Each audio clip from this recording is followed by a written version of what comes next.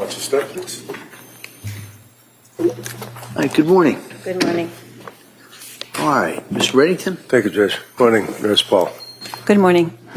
And if I understand, you now live and perhaps work in New Hampshire, is that right? That's correct. And are you still doing the same type of work that you were doing with the social health? Yes, I am. Excellent. Very good. You obviously are a very, very dedicated person to this field, if you will, and helping people that are pregnant women after they had birth and during that postpartum period, right? Correct. You work with Lindsay, and the reason you were involved with Lindsay is because, if I understand it correctly, her mother-in-law, Patrick's mother, Sue, worked with a friend of yours. Correct. So basically, Sue asked her friend if she could reach out and have you kind of step in and help out. That's correct. And that's what you did. Yes. And you stepped up and you treated this woman, obviously, with care and professionalism, in my opinion. Thank you.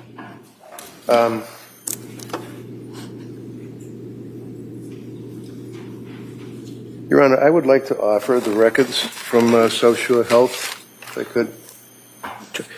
Objection? No objection. Those records may be admitted.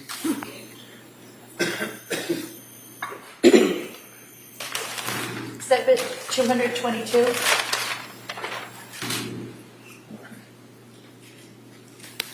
And in the course of your treatment of Lindsay, actually, you went so far as to give you a cell phone, if I'm correct. Is that right?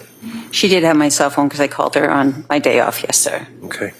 I don't have any other questions, Judge. Thank you very much for your care. All right. Counsel, anything further? No. All right, thank you. You may step down. Thank you. Hey, good morning. I'm going to ask you to keep your voice up and speak into that microphone, all right? Okay, thank you, Your Honor. Yes. Attorney Buckingham, please. Thank you. Good morning. Good morning. Could you please tell the jurors your first and last name? Rebecca Gelada. And how do you spell your last name for the record? Jollota. And what do you do for work? I'm a psychiatric nurse practitioner. And what kind of training and education did you do in order to become a psychiatric nurse practitioner? Thank you. I have my bachelor's degree from the University of Connecticut in Allied Health Sciences. I then went on to get my master's actually in counseling psychology in 2013 from William James College in Newton. I worked in the mental health field as a clinician in various positions for a time. Then I went back to school. I've been an RN in Massachusetts since 2017. I got my MSN in 2019, at which time I became a licensed and credentialed psychiatric nurse practitioner. And where is that? Here in Massachusetts? Yes. Are you licensed anywhere else? No. Okay. And so can you tell us a little bit about your work history? Sure. I have worked in as a detox nurse at McLean. I have worked as a therapist in outpatient clinicians prior to becoming a nurse. I have worked in DMH respite facilities, and now I'm a nurse practitioner. And when you were a therapist doing outpatient therapist, was that something you were doing on your own as a social worker, or were you associated with a practice? It was part of my training after I got my master's in counseling in 2013. So I had a panel of patients, but I was under the supervision of a licensed provider. It was up towards getting my licensure. And where do you currently work? South Shore Health. And how long have you worked for South Shore Health? Since 2021. And how did you come to work at South Shore Health? What was the role that you started? I had been working sort of in general practice as a psychiatric nurse practitioner, but I was interested in working in women's mental health specifically. And at that point, I was getting training to become more specialized in it. And when a job opportunity became available, I applied for it. And what kind of training is that you were doing to be more specialized in women's health? So Postpartum Support International is the certifying body so that somebody can become certified in perinatal mental health. I did the 2-day, well, actually it was a 2-day training plus a 3rd day specifically for the psychopharmacology track of it. And then I took a examination and passed the examination. And so are you certified by the Postpartum Support International? I am. Now, as far as the South Shore Perinatal Behavioral Health Clinic, how did you become affiliated with that? That was the job I applied to in 2021. Okay. And so when you came to the clinic, who was running the clinic or who was the director? Julie Paul. And as far as the clinic itself, what is the clinic's, what's the patient base, or who does the clinic service? So we specialize in working with women who are pregnant and postpartum up to 2 years after the birth of their most recent baby. We offer medication management. We have a clinician on staff to do counseling. We have a few nurses that work in our program. We work with moms for any range of psychiatric disorders, including addiction. And when we talk about the range of psychiatric disorders in women who are postpartum, what are we talking about? Postpartum depression, anxiety, postpartum psychosis, bipolar disorder, panic disorder, obsessive compulsive disorder. And so you mentioned postpartum psychosis. Have you yourself had the experience of treating women with postpartum psychosis? I have, yes. And how many patients approximately over the course of the last 5 years? Approximately 5.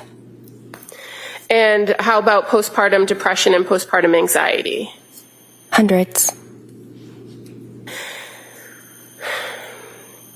And in the range of services that the clinic offers and the work that you do you oftentimes collaborate with other community providers to offer additional referrals or services to patients if they need it? We do.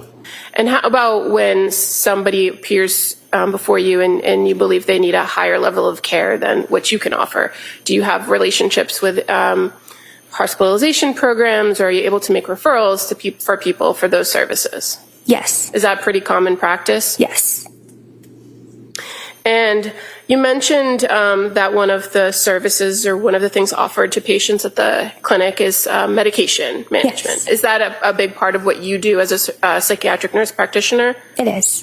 And what kind of training do you receive in order to be a prescriber? So in order to be a prescriber, it's part of my master's in nursing. So you take courses like in advanced pharmacology, advanced health assessment, pathophysiology. It's part of the coursework of my degree. And then you actually have to take a certification exam, and you have to pass the exam. You have to go on and get a DEA license, a Massachusetts controlled substance license. You have to go on and get your advanced practice registered nursing license. So it's education and certification and licensure. And so you've done the education, you did the certification, and do you have all the licensures that you just described here in Massachusetts? I do. And you also mentioned part of the services of working with social workers in the clinic. And what do the social workers do? They provide short-term counseling to patients. Again, because we specialize in up to 2 years postpartum, they could be available to provide counseling during that phase. And traditionally, postpartum period is a year after birth, right? Correct. So why does the clinic offer support for women up to 2 years? We do acknowledge that while the highest risk period is the first 3 months postpartum, some women can struggle later on in the first year. They may have symptoms that emerge 9-10 months in, so we want to really be able to cover them and treat them if that happens and get them stable. And does it sometimes take some time to get a person stable? Absolutely. And would that be why the program or your program goes up to 2 years? Yes. I want to draw your attention to a particular patient, Lindsay Clancy. You're familiar with that patient? I am. And how did you become involved with the care of Lindsay Clancy? I became involved. She had initially seen Julie, and Julie was going to be leaving the clinic in December, and she wanted somebody to take care of Lindsay, again, longer term, since she would be leaving. And at that time in 2022, when Julie was leaving, how many psychiatric nurse practitioners were at the clinic? 3. And that includes Julie? Yes. And so who was the other nurse practitioner? Andrea Warden. And fair to say you had a conversation with Julie about transferring care of this particular patient? Yes. And did you have more experience than the other nurse practitioner in the field, if you know? Not necessarily. Okay. But as far as taking Lindsay on as a patient, you were agreeable to taking over for Julie? Yeah, in all likelihood, Andrea Warden only works 2 days at our clinic, so it could have been that I was working 5 days at that time, so I would have been more available. So do you recall when the first contact you had with Lindsay Clancy, what date it was? It was November 29th, 2022. And so that was prior to Julie actually leaving, right? Correct. And fair to say, on that November 29th date, you had an actual follow-up with Lindsay. I did. Do you recall if it was virtual or was it in person? I recall that it was virtual. Okay. And in the practice of the clinic, is there an option for patients to do in-person or face-to-face Yes. in-person visits? Yes. And how does it come about that a person is either in person or virtual? Our model is that we do initial assessments in person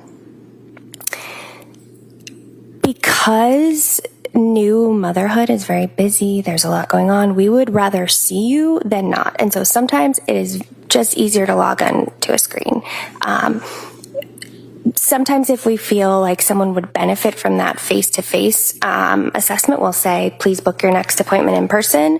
And I know I did see Lindsay in person on at least one occasion, but my first was virtual. And as far as kind of that choice about whether a patient appears virtual or in person, is part of the calculus the patient's choice, what they want to have happen? Yeah. Mm-hmm. And if there were circumstances where you believed or insisted that an in-person visit was required, would you articulate that to the patient? Mm-hmm. Yes. And then have them scheduled for an in-person? Correct. And as far as your first contact with Lindsay Clancy, were you aware that Julie Paul had done that initial intake with her in person? I was. And you had the chance to speak with Julie and to also review the records prior to meeting with her? Correct. And so were you aware that the day before, on November 28th, that Julie had some contact with Lindsay Clancy? I was. And that there was some phone interaction and there had been some messages sent to the clinic prior to you scheduling the meeting with her? Correct, yes. So would you agree that there was an issue that needed to be discussed and that led to you to have this appointment with her prior to Julie actually leaving the program? Yes. When you met with Ms. Clancy, did you go through kind of a history of her presentation or present illness and kind of things that had occurred in the past? I did. And did you do kind of a nuts and bolts start to finish, or did you rely on some of the previous information she had disclosed? I relied on some of the previous information she had disclosed, things like where she grew up, where she went to school, past clinical history, medication trials, but otherwise I would add my own clinical assessment. Okay. And you were aware that in the history she presented to the clinic that she had previously been on some medications from another provider? Correct, yes. And that she started with Zoloft and Ativan and Benadryl? Yes. And that at some point she had visited the South Shore Hospital emergency room? I believe it was November 16th. And as a clinic that's associated with the South Shore Health System, do you have access to those records to review I do. when you're dealing with a patient? I do, yeah. And so you're aware that when she went to the ER on November 16th, that they prescribed her trazodone, I am. and that she was reporting significant sleep issues at that time. I was aware. And then as far as the course of treatment at the clinic, were you able to review her course of treatment with Julie? I was. And fair to say that had been very recent, correct? Very recent, yes. Her first contact with the clinic was actually November 20th, correct? Correct. So you were aware that Julie had originally prescribed Prozac and had already changed the medication plan. Yes, I was aware. So in this meeting on November 29th, what was Lindsay reporting to you as the issues? Would I be able to refer to my note, Your Honor? Sure, you can. I know most of it by memory, but just. So she had been taking mirtazapine, Remeron, at that point for 4 nights. So I believe she started it on November 25th. I was then seeing her on November 29th. She wasn't yet appreciating much difference from mood, anxiety, or insomnia. She would say, you know, I'm able to fall asleep for 2 hours, then I'm up for 3 hours in the middle of the night. And finding herself like in those 3 hours needing to take an Ativan to help her fall back asleep. Now, when she said not appreciating much difference after taking it for 4 nights, in your training experience, is that something that you would normally see with that type of medication? Yes, I wasn't surprised by that.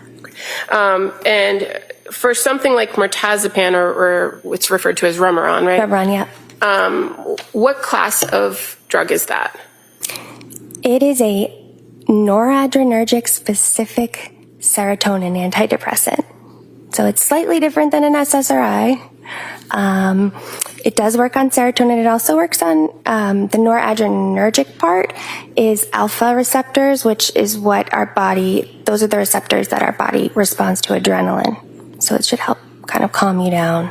And it also works on histamine receptors, which is why it can make people sleepy. So for Remeron, the fact that it has a calming effect on somebody with anxiety, it's sometimes a good fit, right? Correct, yep. And for somebody who might be complaining of sleep issues, it also has that secondary component that could help. Yeah, it is a good choice for somebody who's having depression with prominent anxiety, insomnia, decreased appetite, because it can also increase appetite, which sometimes we want to happen. And based on your view of her course of treatment with the clinic, those were issues that had arisen, right? Mm-hmm. Yeah, I had noticed she had lost weight when she had gone to her PCP on October 20th. I believe she weighed like 130 pounds. On the 16th, when she went to the ED, she weighed 124 pounds, and they had done a pretty good medical workup on her with labs and everything, and she had reported like decreased appetite, so that was part of the clinical picture, and of course not sleeping and very anxious.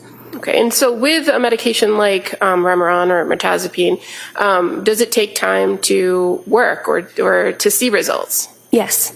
And typically, what's the time frame for that drug? I usually tell patients 4 to 6 weeks at a given dose is really going to give us a good idea of what that dose is going to do. You may start to see improvements in the first 2 weeks, but full clinical benefit can take a month, sometimes 8 weeks even. And you were aware prior to her coming to this follow-up appointment with you that she had been reporting after taking the Remeron feeling disoriented, forgetful, not feeling connected to the body, and anxious about whether she would actually sleep. Correct. And so were you aware that on November 28th that one of the nurses actually advised her to increase the Remeron? I was. And in addition to the medication, there was also the recommendation that she add some cognitive behavioral therapy to her treatment plan. Yes. And at that point on November 29th, were you aware of whether she had met with the social worker at the clinic? She had not. So did you have any indication that she had been engaging in some sort of cognitive behavioral or psychotherapy? No. Now, in relation to the medication piece of this follow-up, did you have any conversations with her about the concerns with the Remeron and what to do about that? Yes, I did.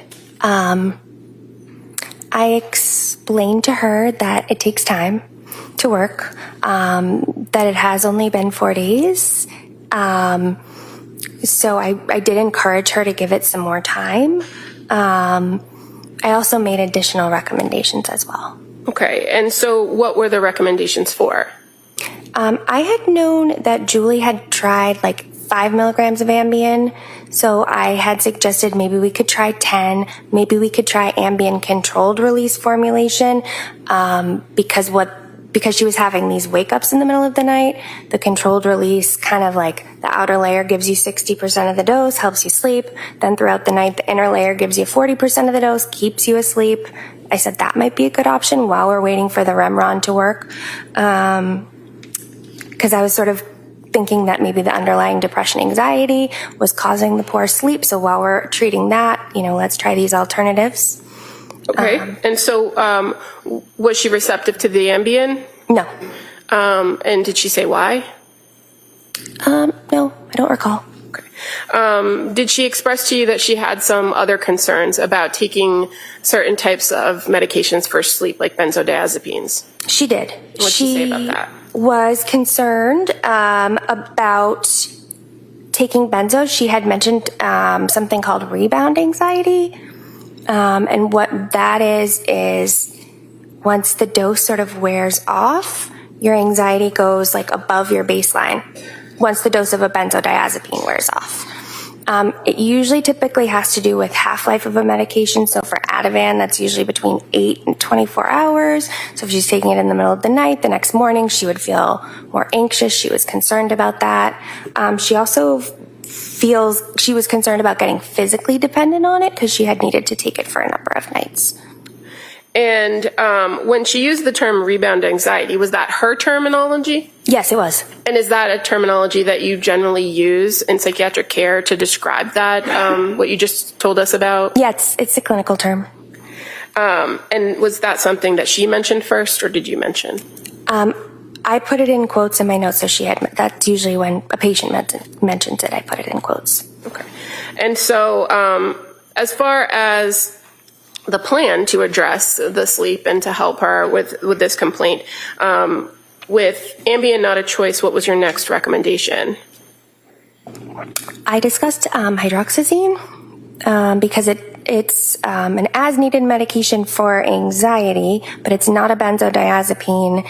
Doesn't really carry that risk of rebound anxiety or tolerance or dependence, and it could help her sleep. So I offered that as an alternative as well. Were you aware that she was offered hydroxyzine before? I was not aware of that. Was she willing to try the hydroxyzine? No.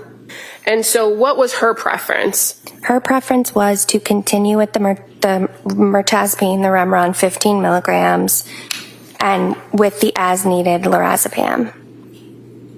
And just so we kind of stay with the same terminology, when you're talking lorazepam. Sorry, Ativan? Yeah. Okay. And that was something that she expressed to you?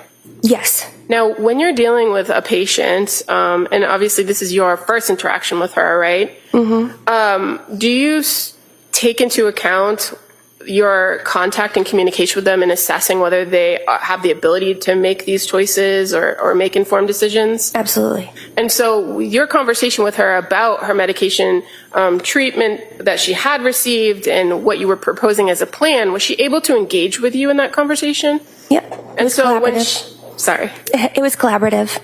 And so when she declined the options that you first offered, did you then present her with alternatives? I did. And ultimately, at the end of the day, whose choice is it as to what medication regimen person would be on? The patient. And why is that? Because they have autonomy in their decisions. I'm only making recommendations based on my education, experience, training, what I'm seeing in terms of symptoms. The patient has the autonomy. Are there instances where you're dealing with a patient where you have concerns that they shouldn't have autonomy? For that, maybe if I rephrase that Yeah. question, are there instances where you're dealing with a patient where you're concerned that they don't have the ability to make the right choice for themselves? There would be, yeah. And what options do you have in those instances? In those instances, I mean, that sort of comes down to like competency, capacity to make decisions. Sometimes we might get our legal or ethics team like involved to make a determination about whether this patient needs like a healthcare proxy to make their decisions, things like that. And what about if a person presents with a very serious risk to their own physical health or the health of others? What are your options then? I guess it would depend, you know, if they had capacity to make their decisions. In your interaction with her on November 29th, did you also go through with her and perform a mental screening test or a mental status screening? I did. And why do you do that? It gives me some like objective data of how the patient presents, like how is their speech, how's their appearance, what is their thought process, what's their thought content, things of that nature. And in this meeting on November 29th of 2022, did you observe anything in which she displayed manic symptoms? No. And what traditionally are manic symptoms that you look for? So there's a new mnemonic called Dig Fast. Try to do this quick. D is distractibility. Patient is highly distracted to lots of extraneous stimuli. There is pressured speech, grandiosity. So like suddenly someone's like, I'm going to run for office. I'm going to be the president. And you're like, okay, you've never had an interest in that before. Sleep is really poor. So somebody might get like 2 hours of sleep, but be like, go, go, go, go, go. Increased goal-directed activity. So somebody might be like painting the exterior of their house, painting the interior of their house. They might be, you know, doing a bunch of different projects with no like decompression time or feeling tired. Those are the general symptoms of mania. Sometimes there can be psychosis associated with it as well. Okay, and so when you say mania and psychosis, are those two different things? Yes. And so are you also looking in these screenings to identify signs of psychosis? Absolutely. And what would be signs of psychosis usually? Signs of psychosis, they can be sort of subtle. It might look like somebody's like responding to, you know, stimuli in their head, like based on the way that their eyes are kind of tracking and they're not really paying attention. They may be quite guarded. They may have a delusional thought process. Like, for example, they might think that like somebody's out to get them when there's really no like basis. When you say responding to internal stimuli, is that generally when a person hears things, auditory hallucinations, Yes. or sees things that aren't there, Correct. visual hallucinations? Mm-hmm. And in addition to kind of watching for these things in your interaction, do you flat out ask somebody if they're experiencing those symptoms? I do. And in this first interaction that you had with Lindsay Clancy on 11/29, did she display any psychotic symptoms? No. What about assessing for suicidality? Do you do that as I do. well? Mm-hmm. And what do you do for that? I generally ask, you know, are you having any thoughts of wanting to hurt yourself or anybody else? And if the answer is yes, it sort of becomes a more in-depth assessment. Do you go back and ask them about past thoughts? Yes. Whether they've articulated that? Mm-hmm. And in this case with Ms. Clancy, did she ever indicate whether she had a history of having suicidal thoughts or suicidal ideation? She did not. And how about homicidal ideation? Do you ask about that? I do. And in this instance, did she indicate whether she had any homicidal ideation or thoughts of harming other people? No. And as far as your observations of her presentation, like her mood and physically how she presented, did anything stand out to you as far as any of that? She seemed anxious. Okay. Can I remember? Okay, so as far as mood, So I couldn't hear the, Sorry, Judge, if you can finish your answer. sure, you done with that? Yeah, I'm done. Okay, all right. So as far as mood, you noted her to be anxious, right? Yes. And you also look at a person's affect. Mm-hmm. And You're going to have to answer yes or no. Yes. Sorry. you observed her affect to be consistent with her mood, which you identified as anxious, right? Mm-hmm. And you examined somebody Yes. for their... Sorry. That's okay. Thought process, right? Right. And what did you observe her thought process to be? I observed her thought process to be linear, meaning you could follow it, her train of thought easily, and goal directed. She understood that she was there to be assessed for treatment. It seemed to be her goal. And do you also perform other screenings like the generalized anxiety depression scale and the Edinburgh scale? I do. And did you do that for Lindsay Clancy on November 29th? I did. And what were the results of those screens? Her Edinburgh, so the Edinburgh scale is out of 30. She was 17. What does that mean? Moderate to severe symptoms, postpartum depression. Now, with that particular screening tool that you can use, is it fair to say that with postpartum women, it often fluctuates? It can. It's asked. The patient is asked about the previous 7 days. And as far as the generalized anxiety depression scale, what were the results of that screen? May I look? 14 out of a total of 21. And so what does that mean? That would mean moderately severe anxiety.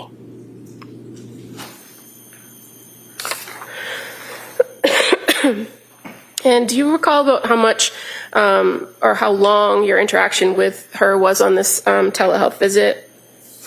It would have been 30 minutes. And as a result of your interaction with her, did you come up with a plan moving forward as to what to do to address her issues or her concerns? Yes. What was the plan? Continue Remeron 15 milligrams nightly, Ativan as needed. Those medications had been prescribed to her already. I did not write her any prescriptions at that visit. And again, you indicated that you kind of encouraged her to stick with the Remeron and give it a chance to work. Yes. Was she receptive to doing that? Yes.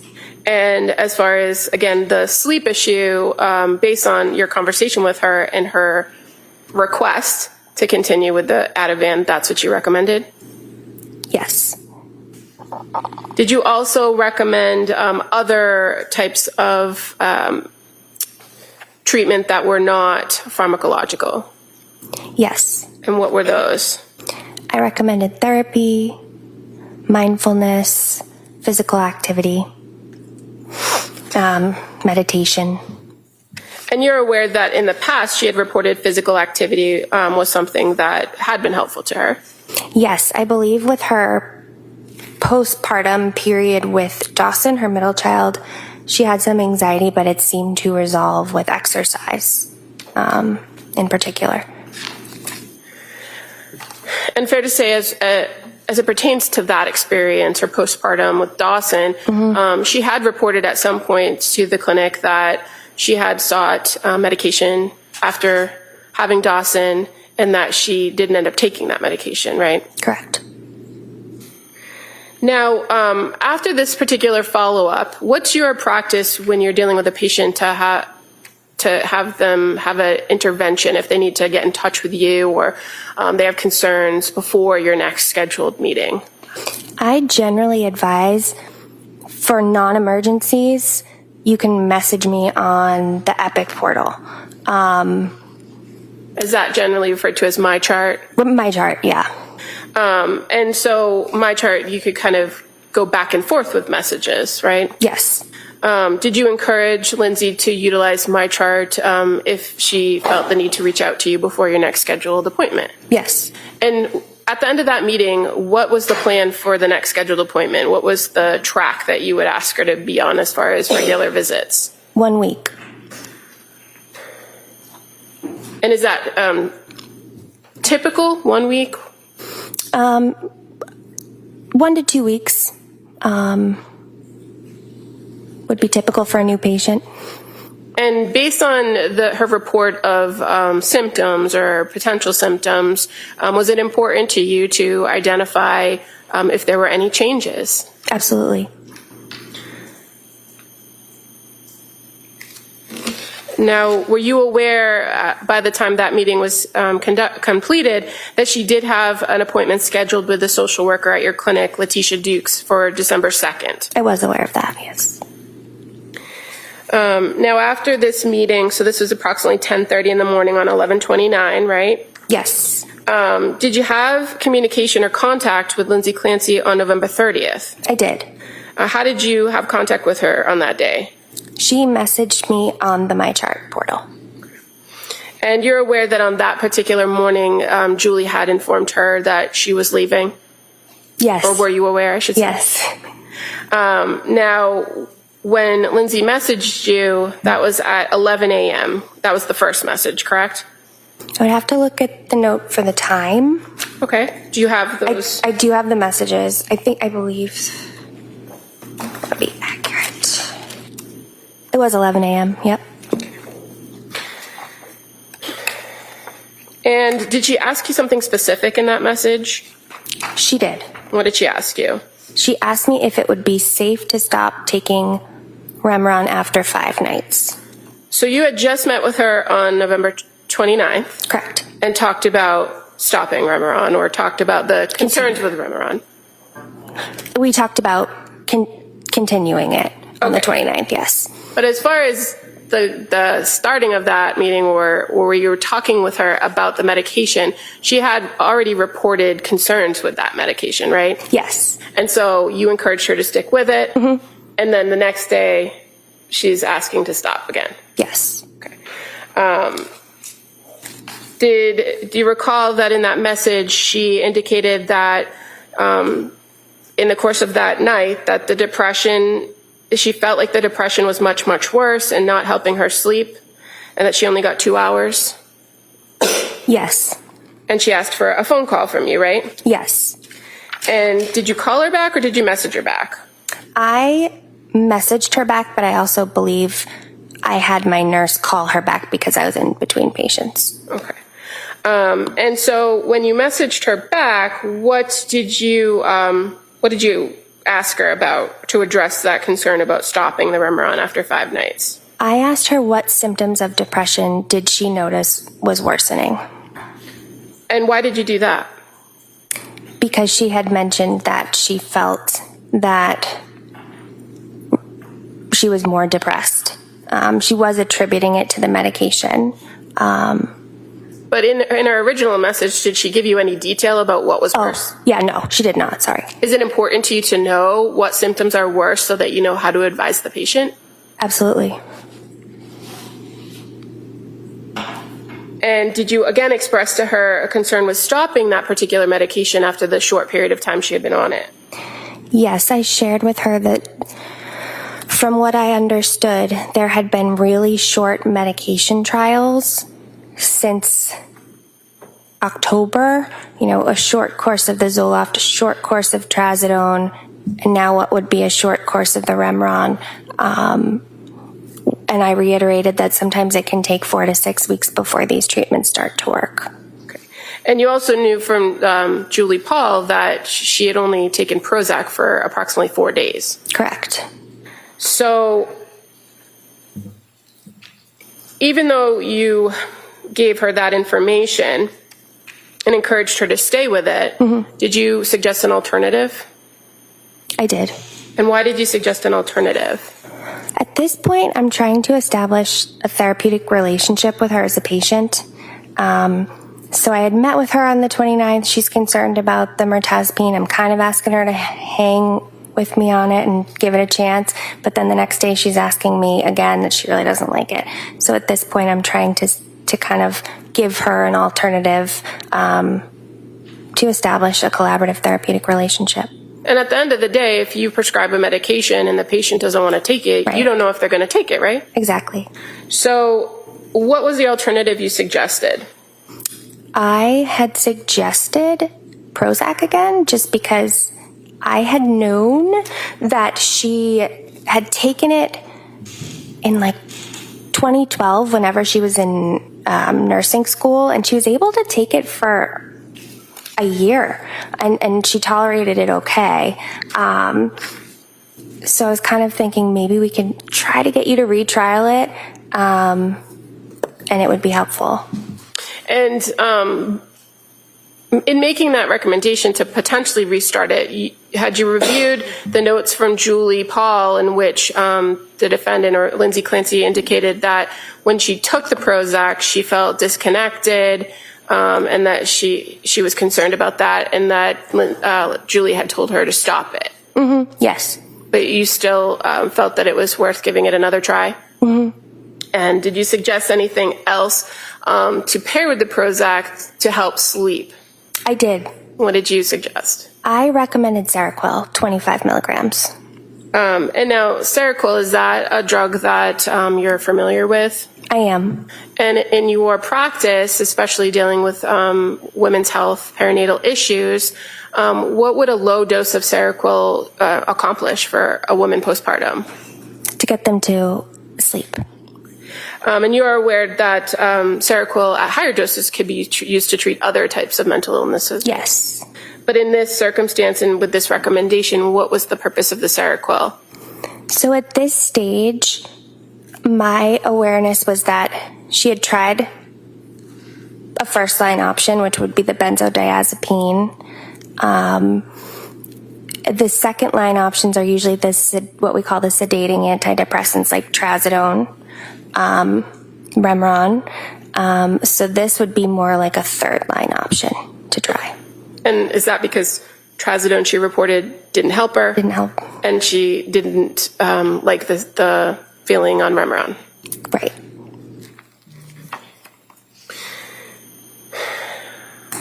And so ultimately in that message, you kind of reiterated what your overall recommendations were, right? Yes. And it was to continue with the Remeron for another 10 days, Mm-hmm.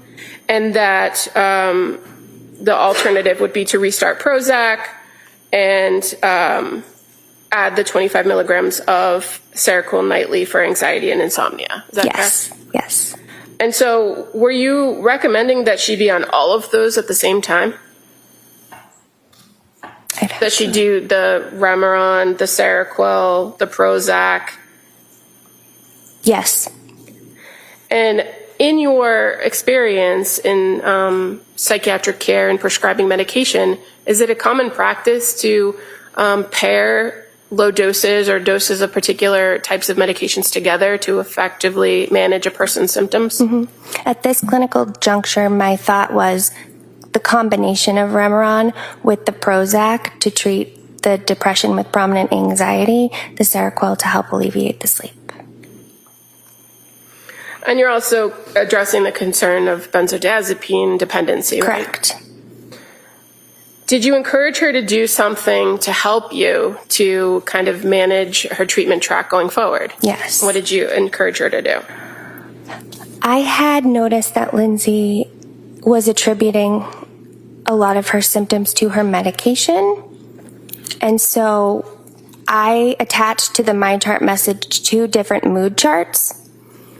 And what those one is daily, one is weekly. What it is it asks the patient each day to rate their mood from like 0 to 3. Good mood, bad mood, normal mood. It asks about like, did you take your medications? What doses? What were they? Check the box. How many hours a night did you sleep? What's your anxiety level?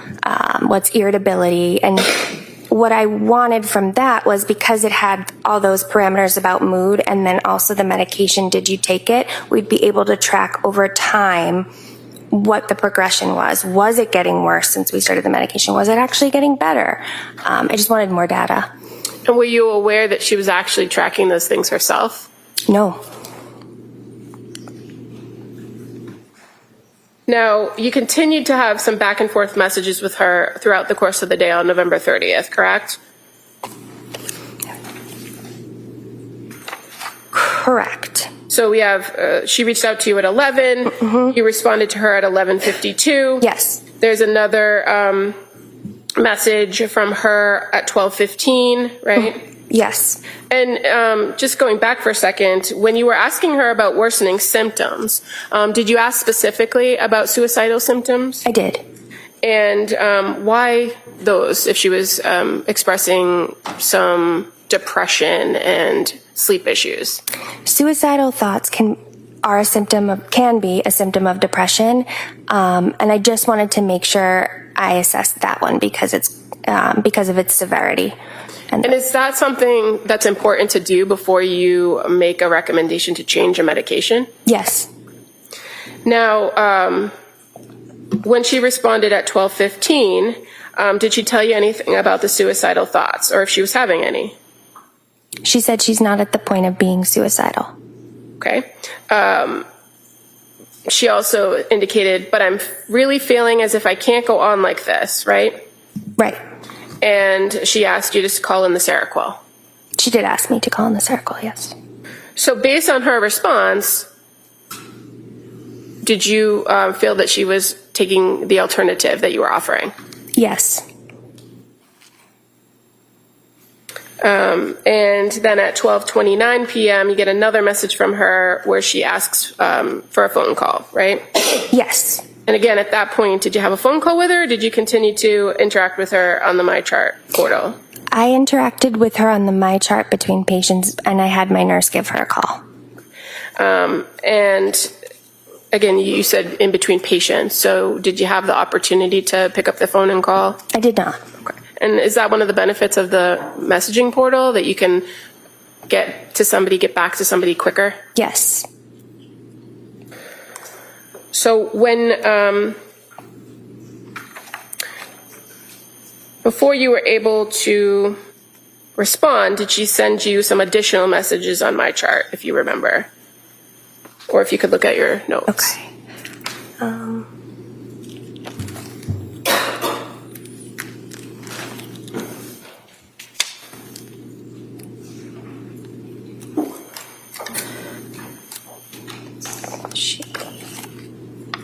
I see that the symptoms of depression that she reported. Yep. So, just drawing your attention to 12:58 p.m. Yes. You get another message from her where she says, the symptoms of depression that are much worse are just feeling completely hopeless and unmotivated to do anything at all. And that she says, I printed the daily mood chart and we'll start it. Now, you said that you did ask your nurse to give her a phone call at some point, and so you're aware that a nurse did call her on November 30th at approximately 3:10 p.m. Yes. And that during that phone call that Lindsay agreed to the plan and that she was going to pick up the Seroquel. Yes. Okay. Now, at that point, you had another meeting scheduled with her for a week out, right?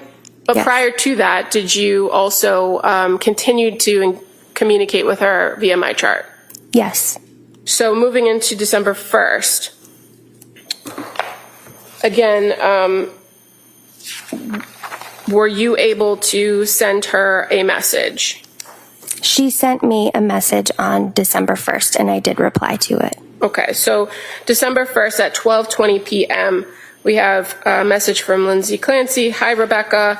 I really don't like the way I feel on the Remeron, and I know that I can't stick with it, or I can't stick with taking it. I started having very intrusive thoughts that I never had before. I didn't take it last night. I would really like to go back to Julie's original plan of Prozac in the morning and using Ativan and Benadryl at night as a Band-Aid until I get to a therapeutic level of Prozac. Please let me know if you agree with this plan. I know that I need to give it a good couple of weeks to work. Is that the message that you first received on December 1st? It was. And were you aware that that same day that Lindsay had reached out to her primary care physician asking for an immediate appointment with her nurse practitioner? I was. And that she was looking to discuss medications? Yes. Do you know if she actually got an appointment or went to the appointment there? They had reached out to her, and she did not respond to their voicemails or MyChart messages, so she did not see them that day, to my knowledge. So you're able to review the notes from the network of South Shore Health, right? Correct, yes. So you were able to review that she asked for an emergency appointment. They were able to find her an emergency appointment, but she didn't get them back in enough time to actually get there. Correct. And so in the meantime, you're having a back and forth with her during the course of that day, December 1st. Yes.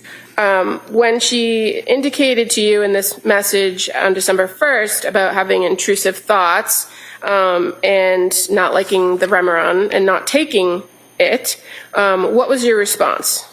I sent her a detailed message of signs and symptoms of postpartum depression and anxiety, including factors like onset, risk factors, predictors, common symptoms, and it highlighted how intrusive thoughts are quite common in postpartum depression and anxiety, and I asked her, I'm wondering if that's what's going on here. I then asked her if she was able to take the Seroquel that night and if she noticed any improvement in terms of sleep or anxiety with the Seroquel. Now, by giving her this information about postpartum depression and postpartum anxiety, was that consistent with a diagnosis that either you or Julie had given her in coming into the clinic? Yes. We were thinking this could be some postpartum anxiety, and I wanted to familiarize her with the symptoms so that she had them written down and she could report them to me and understand that they are part of these disorders. Okay. And you also gave her some information about obsessions and compulsions, right? Mm-hmm. And you said you asked her about the Seroquel and asked about sleep, right? Yes. And did you also reiterate that you were still encouraging to keep up with the Remeron for a period of time? Yes. And you further indicated to her that you wanted to kind of see if there was a correlation between the symptoms and the medication and that you just didn't have enough data. Right. In response to that message, she actually responded at 2:36 on December 1st, correct? Yes.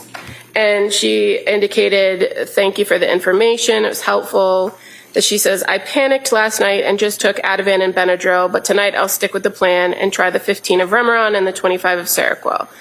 Do you recall if you had ever had a conversation with her about kind of using Ativan and Benadryl as a backup, or if she just felt like she wasn't getting any relief? I recall having a conversation about using the Ativan as a backup. I believe it was, yes, in my initial, I said continue the Remeron and the Ativan as needed. Okay. Yeah. And what about the Benadryl? The Benadryl I don't recall discussing. But you were aware that she had reported the combination of Ativan and Benadryl had worked for her before. Right. And in that message, she also says, I'm sorry for all the messages. It's just a scary, very scary, stressful time for me. And starting new meds with side effects is very scary to me. I'll check in the morning and let you know how it went, right? Right. Okay. And again, you continued to have some contact with her on that same day after that. I believe I responded to that, reassuring her that it's understandable to have fears, concerns about starting medications, and I sent her a detailed description of common question and answers I get from patients about medications, things like what to expect, how long does it take to work, what are common side effects, risks for, is there any risk for suicide, homicide with medications,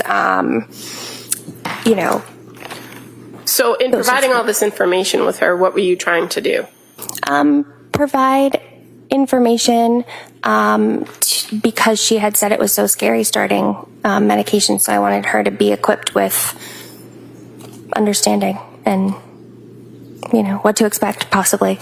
And based on your interactions with her and your review of Julie Paul's interactions with her, this was a person that was very receptive to taking information, right? Yes. And as her role as a nurse, she was not afraid to ask questions. Is that fair to say? No. Yes. She was not afraid.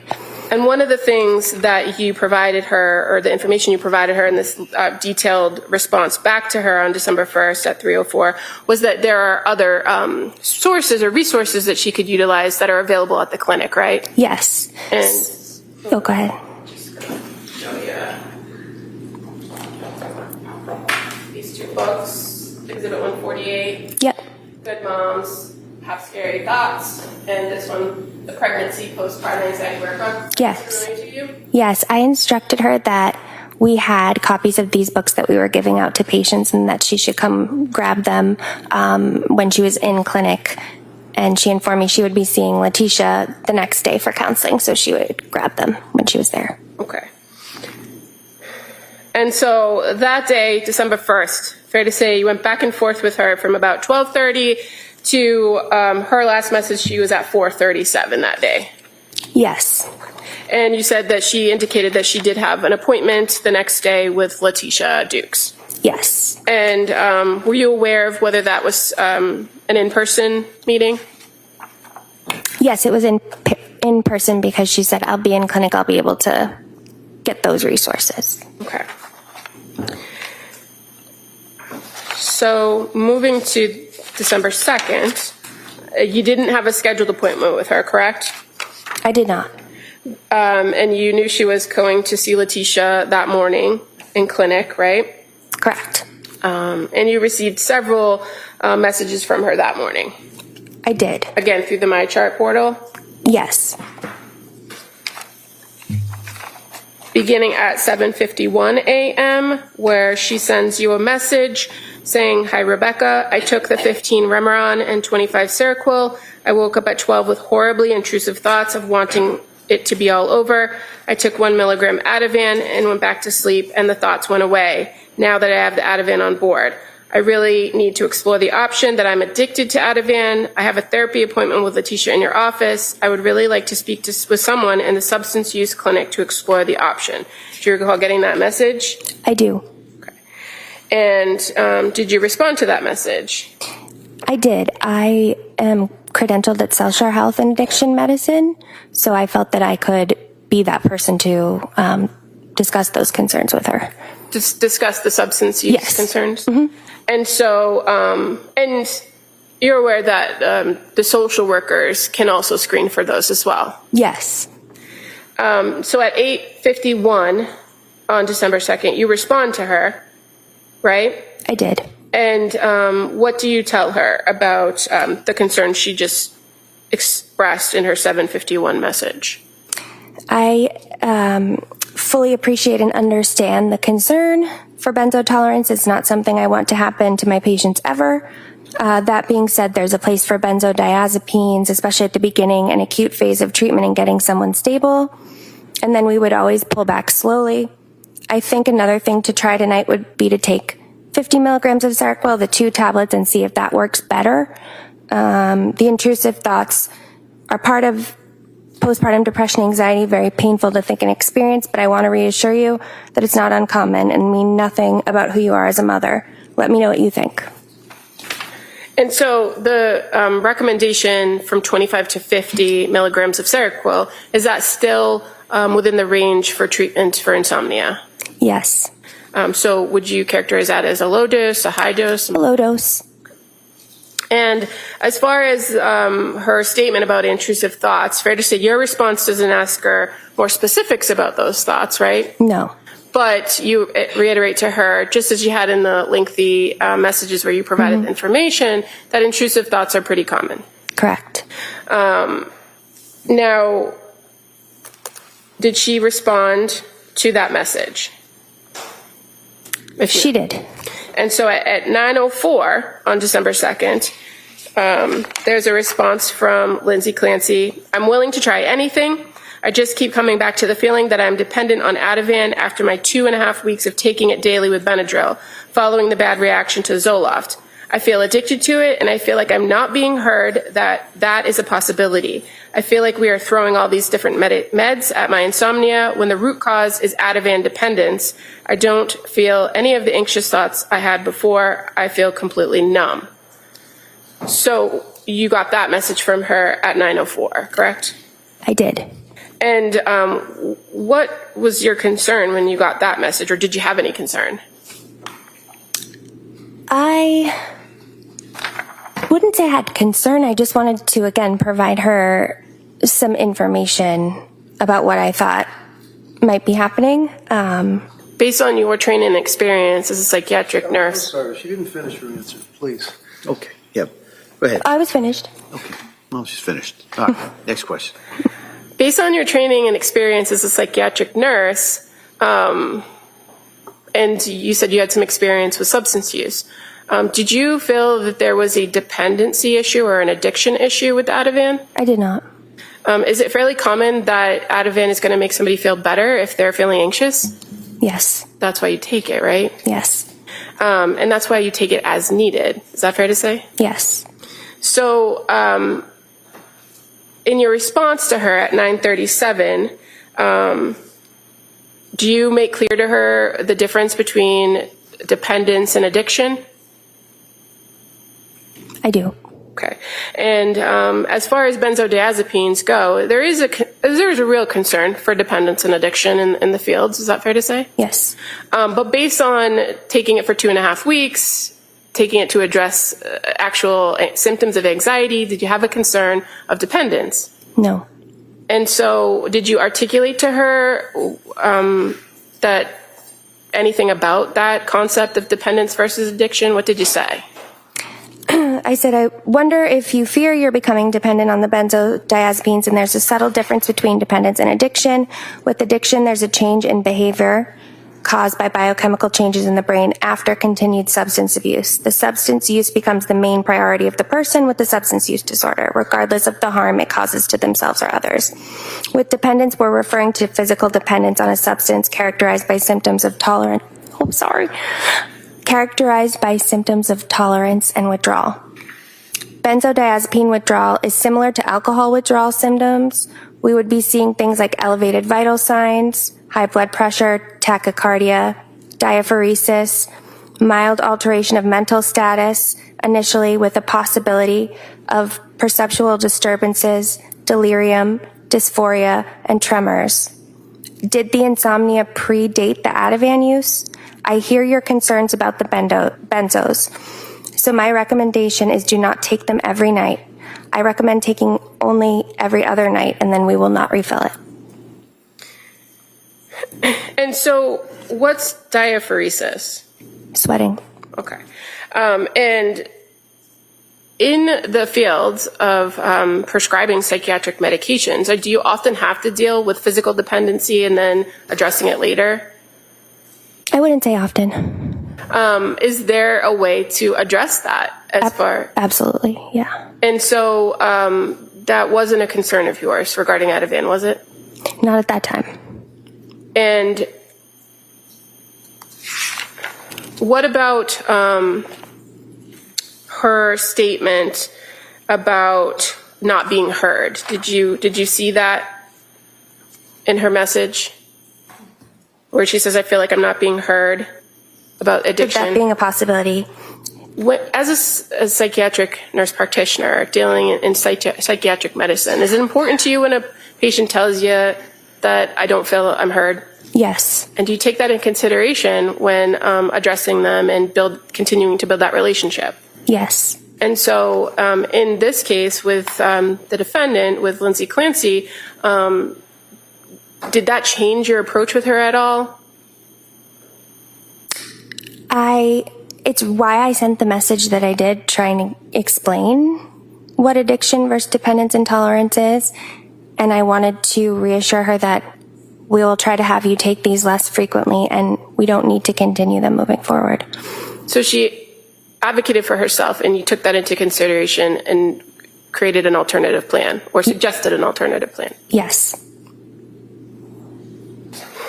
Did your care of her change at all when she told you she wasn't being heard? I wouldn't say it changed. You treated her as you would any other patient, right? Correct. Now, you continued to have messages with her throughout that day. Is that fair to say? Yes.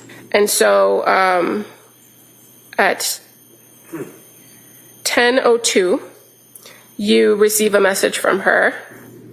It says, the insomnia started from the Zoloft, but then after the 2 weeks of daily Ativan and Benadryl use, that's when the insomnia was at its worst.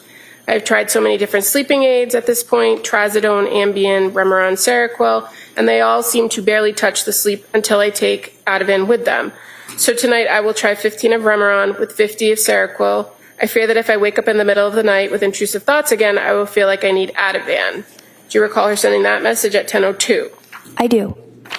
And that she sent another message, it's kind of cut off, but it's still within the 10 o'clock hour, where she adds, I also just feel concerningly numb right now. Like I have no emotion whatsoever. I feel like I'm going to die and I don't care. What do I do about this? I do recall that message, yes. And this is a message that she sent when she would have been or have seen Letitia Dukes already, right? If she had a 9 o'clock appointment? Yes.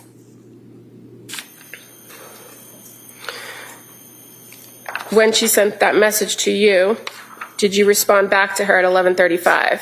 I did. And with the fact that she talked about being numb and having no emotions, feel like I'm going to die and don't care, what did you do?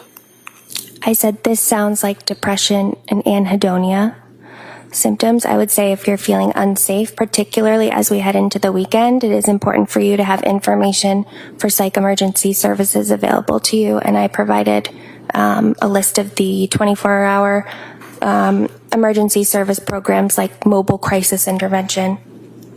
Okay. And when you say anhedonia, excuse me if I mispronounced that, what does that mean? Anhedonia is a symptom of depression where people are unable to feel pleasure. They might describe it as feeling numb. They're unable to look forward to things. Okay. And in her message where she says, I feel like I'm going to die and I don't care, did you take that as a suicidal thought or suicidal ideation? No. And so did you tell her to go to the ER right away? No. Okay. Did you have concerns that she needed to get a higher level of care at that moment when she sent that message? My concern about that statement was that I wanted her to have access to resources if it escalated or if it worsened. So I made sure she had it. Okay. And fair to say you also, at the end of that message, indicate, are you able to get rest or reach out to your support system so that you can be helpful, so they can be helpful to you right now, and that this is hugely important? I did say that, yes. And 11:41 a.m., she responds, yes, I have support. My parents are here to help. And again, this is 12:02. Does this sound like side effects to Remeron or Seroquel? I have never felt anything like this before. And then 11:57, she sends another message. Do you think over time these symptoms will go away over time? 12:04, another message from her. Is there any chance you could give me a call to discuss when you have a minute? At 12:10 p.m., and just to confirm, your recommendation for tonight is 15 Remeron, 50 Seroquel, and avoid Ativan, even if I'm not sleeping. So you got those messages in succession, right? I did. And were you able to eventually respond to her with a phone call? I responded to the message at 12:12 p.m. I wrote it down for her. And again, in your response to her, did you reiterate that these are pretty common signs of depression, and that what she was expressing to you wasn't uncommon in women with postpartum depression? Correct. I said it sounds more like depression than side effects. It's not uncommon for me to hear, I've never felt anything like this before, or I just don't feel like myself. All of this sounds like postpartum depression. And did you further try to give her some encouraging words? I shared a passage from a book called This Isn't What I Expected. And is that book kind of centered around postpartum depression? Yes. And did you also tell her this is going to get better? I said, even though they feel terrible, remember that they're symptoms of an illness that is very real and very treatable. This is going to get better. And after that message on 12:12, did you in fact send her another message? I did. And fair to say that next message was to kind of address the concern about her question what to take. Yes. And you confirmed to take 15 milligrams Remeron, 10 milligrams Prozac, and 50 milligrams Seroquel. Yes. And that taking Ativan every other day might help. I would say taking Ativan every other day might help you to see you are not addicted, as one cannot be addicted to something they don't take every day, but we can also decide to let me be concerned about whether you have a problem with the Ativan and simply take it nightly for now. And if I have concerns about your use of it, I will make them apparent to you. My primary concern at this time is that you sleep, and if that means taking the Ativan for middle of the night wake-ups, that is what it means. I'm confident we can safely and successfully get you off Ativan in the near future. And then I also go on to make recommendations about if she does have trouble in the middle of the night, certain sleep hygiene techniques that she could do, like getting out of bed, and doing something non-stimulating, and then go back down to try to sleep again when you feel drowsy. So an alternative to medication intervention. Yeah. And then at 1:40 p.m., she responds, "Thank you. I'll stick with that plan. I really hope it works and to feel like myself soon." Right? Yes. And then at 2:35, you respond, we will follow you closely. We have lots of alternatives. If this for some reason isn't the combination, we'll find one that gets you back to feeling like yourself. I did say that, yes. In all your treatment of women, the women that you've treated with postpartum depression, is this common that you have to kind of trial different plans in order to find the right one? Yes. All right, Ms. Buckingham, it's 11 o'clock. Why don't we take the morning recess? Attorney Buckingham, please. Thank you. Nurse Gelato, when we broke, we were talking about your interactions via my chart with Lindsay Clancy on December 2nd of 2022, right? Yes. And so the last one on December 2nd at 2:35 p.m. was from you to her. And then on December 3rd, do you recall that a My Chart message was sent on that day at 7:24 p.m.? I do. And you were able to review that message some point after it was sent? I was. And she reports to you basically that she didn't want to wait to let you know some things that were fresh in her mind. And it says, "Last night I didn't take Ativan. My dose had been the night before at 1 a.m., only slept about 4 hours at the beginning of the night, about 9:30 to 1:45. Then I dozed off for maybe another 45 minutes from 4:30 to 5. Today, all day, I had horrible, intrusive thoughts and felt deeply depressed. I finally took a 0.5 of Ativan at 6 p.m., and now the thoughts are gone, and I feel good." You recall receiving that message? I do. Okay. And fair to say there was no more communication between you and her until December 6th. Correct. I believe December 3rd was a Saturday. And you actually were out of the office on the 5th with sickness. I was. But you were aware that Lindsay Clancy did reach out to the office on December 5th. Yes. And that the nurse was able to respond to her to let her know that you were out sick, right? Yes. And Lindsay Clancy responds at 8:30 a.m. that day that that she would just reschedule. Lindsay reaches out to the nurse and says that's fine, she'll reschedule, and that she, in fact, changed her appointment with Letitia Dukes to a virtual appointment for that day, for December 5th. Yes. So on the 6th, when you return, did you have a scheduled meeting with Lindsay Clancy? Yes. And on this particular meeting on December 6th of 2022, do you recall if that was an in-person or a virtual visit? It was an office visit. Okay. In person. And so just kind of looking at the note from that day, from December 6th, it says encounter date December 6th. It says filed on December 7th. In the under chief complaint history, do you have it in front of you? Yes. The second paragraph says patient has verbally consented to this video visit. Is that just something that sometimes pre-fills into the narrative? Yes, But your memory was that this was an in-person visit. it was. Was Lindsay Clancy there by herself or with somebody else? She brought in her husband, Patrick. Had you met him before? I had not. Had you talked to him before? I had not. As part of your treatment plan or your course of treatment with Lindsay Clancy, was it your practice to speak with collateral individuals? Yes. And in this instance, did you feel a need to speak to collateral individuals up to this point? Not up to this point. If you did, would you have requested that of her? Yes, And do you need her express permission to do that? I do. So on this particular day, she presented with her husband, Patrick, correct? Correct. And was there anything different about your approach to the meeting than your previous meetings with her?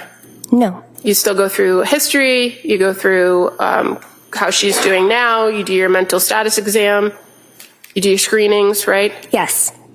And so first, just let's talk quickly about the screenings. The Edinburgh screen, what was her score on this day when she came in? Do you remember? 21. Okay. And the GAD-7, fair to say that screen was a 19. Yes. So would you say that it was pretty consistent with the last time that you saw her? Objection. What's your objection? My objection is that that's not right. He's now got a 21 Edinburgh scale. Prior testimony was not anywhere near 21. It's deteriorated. Well, I'm gonna allow that question. On cross-examination, you can certainly explore the basis of what her opinion was. So I'm gonna allow that question. Go ahead, Como. Well, let me ask you about that score of 21. It's 21 out of how much? 30. So in what range is that? Moderate severe. Okay. And on your previous encounter with her on, or your actual telehealth on November 29th, you reported that the score was 17 and that's moderate. Moderate. Yep. And then on the GAD-7, on this particular day on December 6th, it was 19, right? Yes. And on the previous visit, it was 14. Yes. Okay. So as far as your observations of her on December 6th,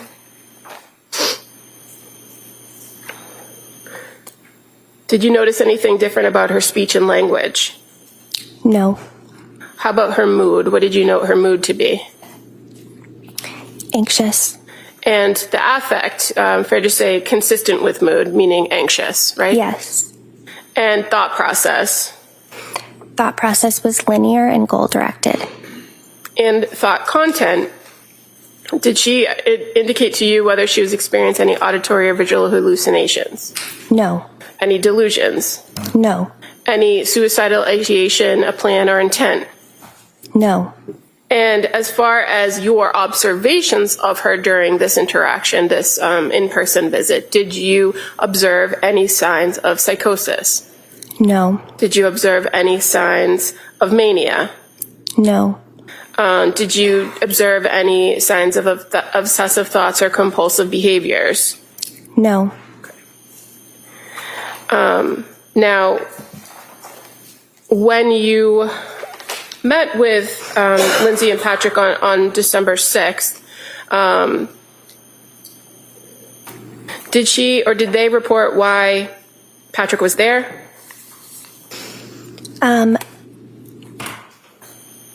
I don't recall if they indicated why he was there. I understood it to mean he was there to provide collateral and support for her. Were you aware that he was coming to the appointment? I don't recall if I was aware beforehand or not. And you had engaged in a pretty significant my chart back and forth with her in the days preceding this this meeting on December 6th, right? Yes. Did she ever indicate to you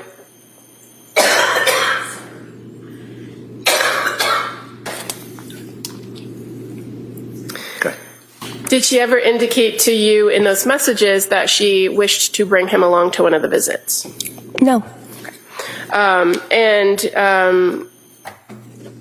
Fair to say, when a person brings a collateral and is willing to have somebody speak, you're more than happy to get that information. Absolutely. This person, this collateral person, can they offer you a different perspective about the patient and what they're going through or what they're, how they're presenting? Yes. In this December 6th meeting or the visit, did she report to you some changes in her sleep or significant concern for sleep? I would have to review the note. What I remember is that the sleep really hadn't improved much beyond getting a few hours, waking up in the middle of the night, maybe piecing together. Okay. More time. And fair to say, there was some conversation to go back and talk about when symptoms started and try to get to kind of the root cause or what they believe the root cause of her symptoms were. Yes. And did Lindsay and Patrick report to you the connection with the Zoloft medication in September as a concern? Yes. And that at that they reported that, or she reported, that exact night I went from 25 to 50 milligrams. I didn't sleep for 48 hours and I wasn't tired. Correct. So that's in your note as a quote, meaning that's directly what she told you? Yes. Okay. Did you express to the Clancy on this particular meeting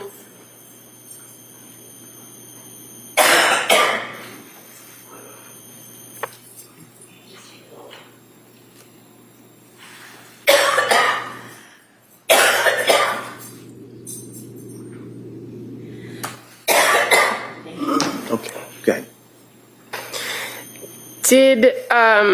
Did you express to Ms. Clancy thoughts that you had about her diagnosis based on your interactions over the last few weeks? I did. And what was that?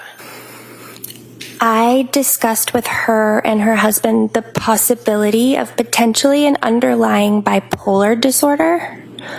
I based this on several factors, one of them being that she had such what we call an activating response to the Zoloft. It's unusual for somebody to describe taking Zoloft and then going 48 hours without sleep and not being tired. So that raised my clinical suspicion a bit. And she had been, I would say, having difficulty tolerating other antidepressant medications that we had been trying to have her take since then. And so again, I'm wondering if it's because potentially there might be an underlying, what we call mood disorder, bipolar disorder. And as far as the information that you had about her past psychiatric history, were there any indicators to you about manic episodes? No. So I do recall in reviewing Julie's note prior to meeting with Lindsay, she filled out what we call a mood disorder questionnaire. It's like a screener somebody can do to assess history of mania and bipolar disorder. Lindsay it was a negative screen. So there's 3 questions. One question has 13 different symptoms. You have to score 7 out of 13 on question 1, but also in question 2, it asks about, are the symptoms happening at the same period of time?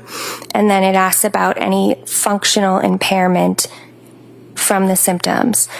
So I recall the 3 symptoms she did endorse were not sleeping for that period of time with the Zoloft and not feeling tired, having racing thoughts, and trouble concentrating. None of the other symptoms did she endorse. They did occur at the same period of time. And I don't want to be inaccurate, so I can't remember what she said for functional impairment, but I believe it was minor impairment. Okay, and so the fact that those were reported, but ultimately the full screen revealed negative for potential mania. I did also consider, though, that the MDQ is less specific when it comes to bipolar 2 or bipolar not otherwise specified. There's bipolar 1 and bipolar 2. Both have mania symptoms as part of the diagnosis. Bipolar 1 is usually more severe in that it's typically, a patient might be hospitalized or it causes greater functional impairment. Bipolar 2, it's a shorter duration and typically less functional impairment. And as far as determining diagnostically whether somebody might be presenting with bipolar disorder, is there a particular tool you use in your trade to try to assess that?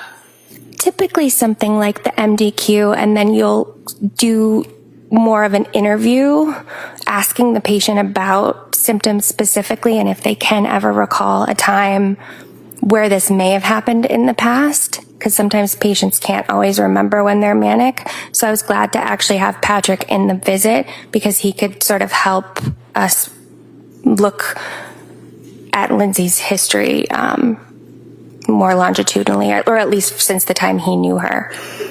Okay.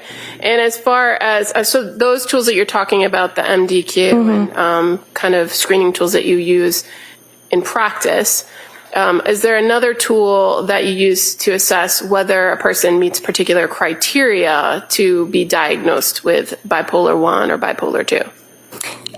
There are others, not ones that I've used. So are you familiar with the DSM-5? Oh, yes. Okay, so while that's not the end-all be-all, it is a guide that tells you specific criteria, how to determine if episodes are manic or depressive, right, when it comes to bipolar. Yes. The difference between mania and hypomania. Yes. And so while you noted that there were some concerns reported, did what was reported to you rise to the level of diagnostic criteria for bipolar disorder? Not at that time. Okay. And when you explained this to them, your thoughts about her reactions to the medication and these reported prior symptoms, did Patrick and Lindsay seem receptive to your diagnosis? I recall Patrick saying, "My wife is not bipolar." Lindsay looked at me. She did not say anything. Okay. And was this the first time in this meeting on December 6th where you broached that issue or mentioned that? Yes. Did the conversation continue about symptoms and managing symptoms after that? Yes. Were you able to get any more specific information from Patrick during that meeting? Not what he said particularly, but did you get additional specific information that kind of helped you assess whether you would change your diagnosis at that point? No. And were there still concerns in that particular meeting that the focus was trouble sleeping and the potential for addiction? Yes.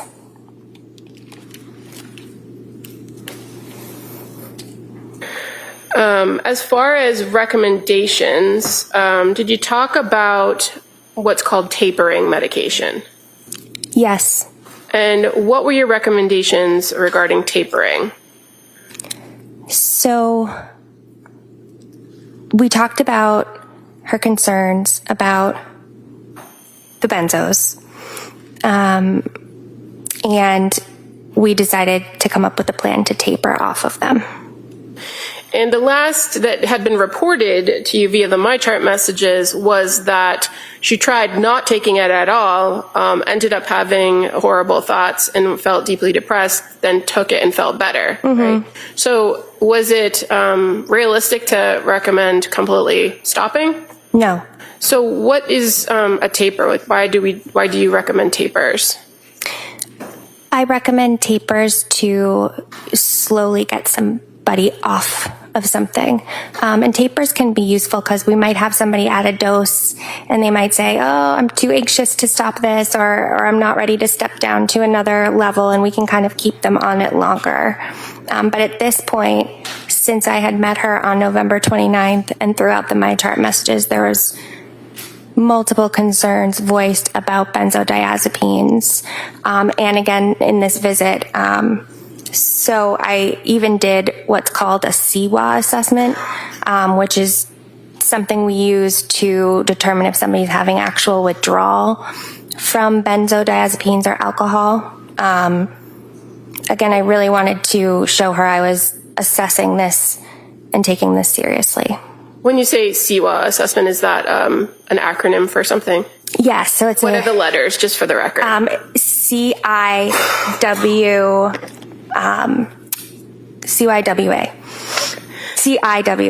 Okay. And did you, when you do that assessment, does it give you some sort of score? It does. Ask the questions. And what was her score when you did that CIWA assessment? 1.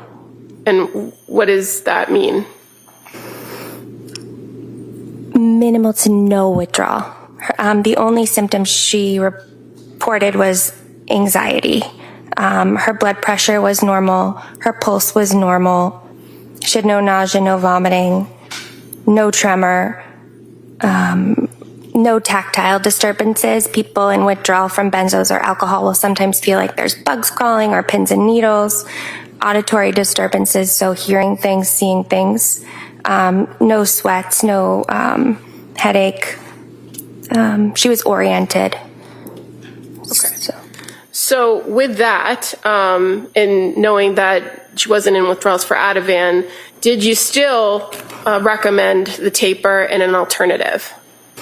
I did. What was that? I recommended Valium. The reason I recommended this is she had discussed rebound anxiety with me at our very first visit, feeling that rebound anxiety above her baseline once the benzo wears off. Valium has an extremely long half-life. It can, as in like 100 hours. It has a longer clinical duration of action. So I wanted to offset the chance that she would experience rebound anxiety. And it's often used when we're tapering somebody on shorter acting benzos. It's common practice to switch to longer acting benzos to do this. And did you also have conversations about the other medications that had been at issue, the mirtazapine and the Seroquel? Yes. What did the defendant, what did Lindsay Clancy express to you as far as Seroquel? Did she want to continue with that? No. Did she explain why? So she felt like when she took Remron and Seroquel together, she felt weighed down and exhausted, but her mind was still awake and alert. And she just didn't seem to think there was a benefit to being on it. And so did she express to you a desire to want to go back to trialing Prozac? Both Lindsay and her husband expressed that that was their preference. And was that something that you agreed with? I did. I had shared with them that I had concern this could be bipolar. It's in my differential diagnosis, which is just all the typical diagnoses we might be considering. And that typically SSRIs are contraindicated, but she did have that history of being able to tolerate Prozac at 20 milligrams and do okay with no mania. So I thought that's what they were wanting to do, so we could do it. We could try it. When you say contraindication, Okay, sorry. what does that mean? It means typically not something you would want to do if you were sure somebody had bipolar disorder, because if you put somebody on just an SSRI or like Prozac, like Zoloft, it can create a scenario where people are flipping back and forth, between manic symptoms and depressed symptoms, or they're called rapid cycling. It's not that antidepressants or SSRIs are never prescribed in bipolar disorder, but you often would want to have a mood stabilizer on board at the same time. And so, despite your suspicions, you listened to the patient and went along with her request. Yes. So at the conclusion of that meeting, did you indicate that she could discontinue the Seroquel at that point? Yes. With the plan that she was going to restart Prozac? Yes. Which I had been recommending the Prozac. Earlier, I believe even on November 30th, I had recommended it. And with that previous recommendation, it was in addition to the Seroquel. And the Remeron, yes.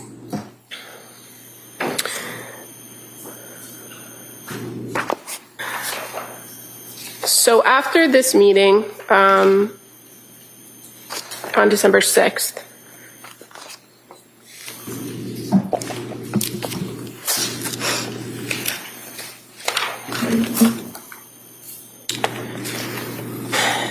did you have additional communications with Lindsay Clancy via the MyChart messaging on December 7th? Yes. And fair to say that those communications started as early as 9:48 a.m. when she sent the first message, right? Let me just make sure.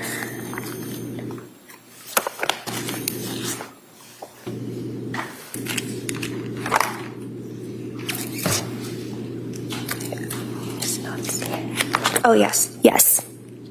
So on December 7th at 9:48 a.m., she sends a message saying, "Hi, Rebecca, last night did not go well at all. I took the Valium and melatonin and only slept from 9 to 1. Then around 2, I got desperate and took 25 milligrams of Benadryl and only slept about 1 more hour. What can I do? I really need help."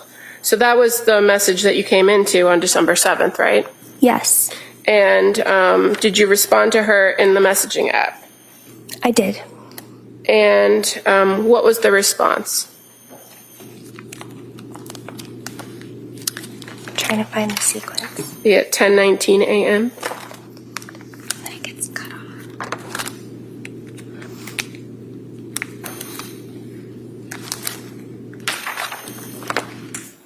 Okay.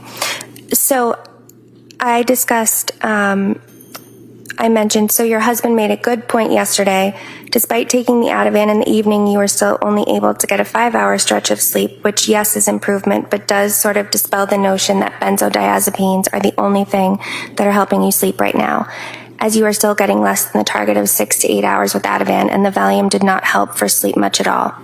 My next step in this case is to try a higher dose of Seroquel on its own. Are you feeling any subsequent loss of energy, exhaustion, fatigue with lack of sleep? Why would it be the next step to increase from 75 of Seroquel to 100? So she had been taking 50, so I was suggesting 75 to 100 would be my next step, because again, bipolar is still on my differentials, and now I have the data that she only slept 2 hours. So I asked her the follow-up question, are you feeling tired? Or, are you feeling exhausted? Any subsequent loss of energy? It's still in the back of my mind that this could be bipolar. So as far as the Seroquel goes at that point, creeping up the dosage, do you get now from the using it to treat insomnia to using it to treat something else like bipolar? Correct. And so that piece of it about feeling subsequent loss of energy and exhaustion, fatigue, why ask that? Patients can have insomnia because they're anxious or because they're depressed, but typically they're exhausted or they're tired the next day, and it really does affect them. If a patient has an underlying bipolar, they could go on 2 hours of sleep and not feel tired at all, and that's unusual. And so that is one of the signs, potentially, of a manic episode? Potentially, yes. So on December 7th at 10:33, she responds, "No, the weird thing is I don't feel tired at all." And she says, so just Seroquel tonight, ? I feel like I'm going to panic without a benzo with it. And then again at 11:44, another message, would I be able to do the Valium with Seroquel? Is that a safe option? So again, in this exchange with her in my chart, she's asking you questions to clarify what you've said and also alternatives to address the issue, right? Right. And as far as her questions go, and then her response about not feeling tired, how did you respond in the message? So she kind of sent those in succession. So I don't feel tired. Would I be able to do the Valium with the Seroquel? So I respond by, if you're not sleeping well with the Valium alone, there's no need to continue it, and I will prescribe a short taper to get you off benzos altogether. Because you are not tired at all and had a significant reaction to Zoloft at 50 milligrams, I'm concerned this is an underlying mood and bipolar disorder. I know you and your husband did not necessarily agree with that, but I feel that I'm going to send along this information to review. So I sent her a list of symptoms of bipolar, risk factors, so that she could have it to refer to. And again, at this point, the only symptom she was reporting of mania was this not being able to sleep and not feeling tired, right? Yes. And the racing thoughts and the trouble concentrating. Okay, is that things that she had reported to you in your visit on the 6th? No. Okay. In these messages that she was sending to you in her on December 7th, she didn't talk about racing thoughts, did she? No. Okay, she just talked about the sleep? Mm-hmm. Okay. But based on a review of her history, she had at one point indicated that she was feeling those in relation to a symptom she was describing. Is that correct? So at this point, what do you recommend her to do? I explained the importance of knowing if this is bipolar is significant because SSRIs like Zoloft and even Prozac would be contraindicated. My recommendation is to do 100 milligrams of Seroquel tonight, 200 milligrams of Seroquel tomorrow night, 300 milligrams on 12/9, 400 on 12/10, and we will hold there. I actually say hold the Prozac as I'm concerned this is a hypomanic mixed manic state. And what about the Remeron at that point? Where did this fall into the mix, if it fell in at all? I had recommended a very short taper on December 6th. I think I advised her to take half of a 7.5 milligram tablet for 3 nights, but in her message to me on December 7th, she had not taken it that night.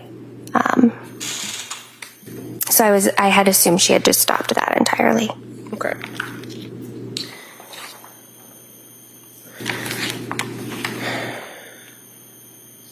Now, after you sent that message at 12:32, did she respond at 2:53, indicating that she would stick with that plan and that she said she needed a refill on the Seroquel because she only had 30 25 milligram tablets? She did say that. There were actually a few earlier messages as well that day. I provided an alternative. One as an option, it quickly came into my mind, we're thinking about Prozac. We could add Zyprexa on board because there's actually a combination pill of Prozac, Zyprexa. The brand name is Symbyax, and it's for bipolar. And I said, for our purposes, we can prescribe them separately and take them both for the same effect. And I asked her to let me know which one she would prefer. And she responded, I think I would like to do the Seroquel with the Valium taper. Okay, so that suggested alternative actually was on at 12:37. Correct. And then at 1 o'clock, she elects that she'd like to do the Seroquel with the Valium and asks for you to call in the Valium and the Seroquel. Yes. Okay. So that's on December 7th, right? Yes. On December 8th, at 6:35 a.m., she sends you a message saying, did well last night, need Valium, feeling panicky, don't know if ready to taper as quickly as planned. Yes. Kind of paraphrasing, but. Yeah, she exclaimed, I actually did really well last night with the Valium and Seroquel. I mostly slept from 9 to 5 with a few wake-ups, but was able to go back to sleep. She was concerned that she felt like she needed to take the Valium around 5 p.m. because she was feeling panicky. I feel really dependent on it. Can I taper any slower? And what was your response to her request for a slower taper? I said, I'm hesitant to taper any slower. Remember, Valium has a really long half-life, 100 hours, so you will have some on board in your system throughout the weekend. And why were you hesitant to taper any slower? I felt like she was anxious about being dependent on it, and so I was trying to facilitate the process of tapering her off, and I was clinically thinking we could cover her symptoms of anxiety as we titrated the Seroquel, because Seroquel actually has several clinical trials that show it has really good efficacy for anxiety. And this conversation about the request to taper, that actually goes into December 9th of 2022, correct? Yes. And in her response to your indicating you were hesitant to taper, she indicates that she took the 5 milligrams of Valium and that she didn't have any left, and that she was afraid that she was going to take Ativan. Correct. And had you recommended to take Ativan as an alternative or in lieu of Valium? No.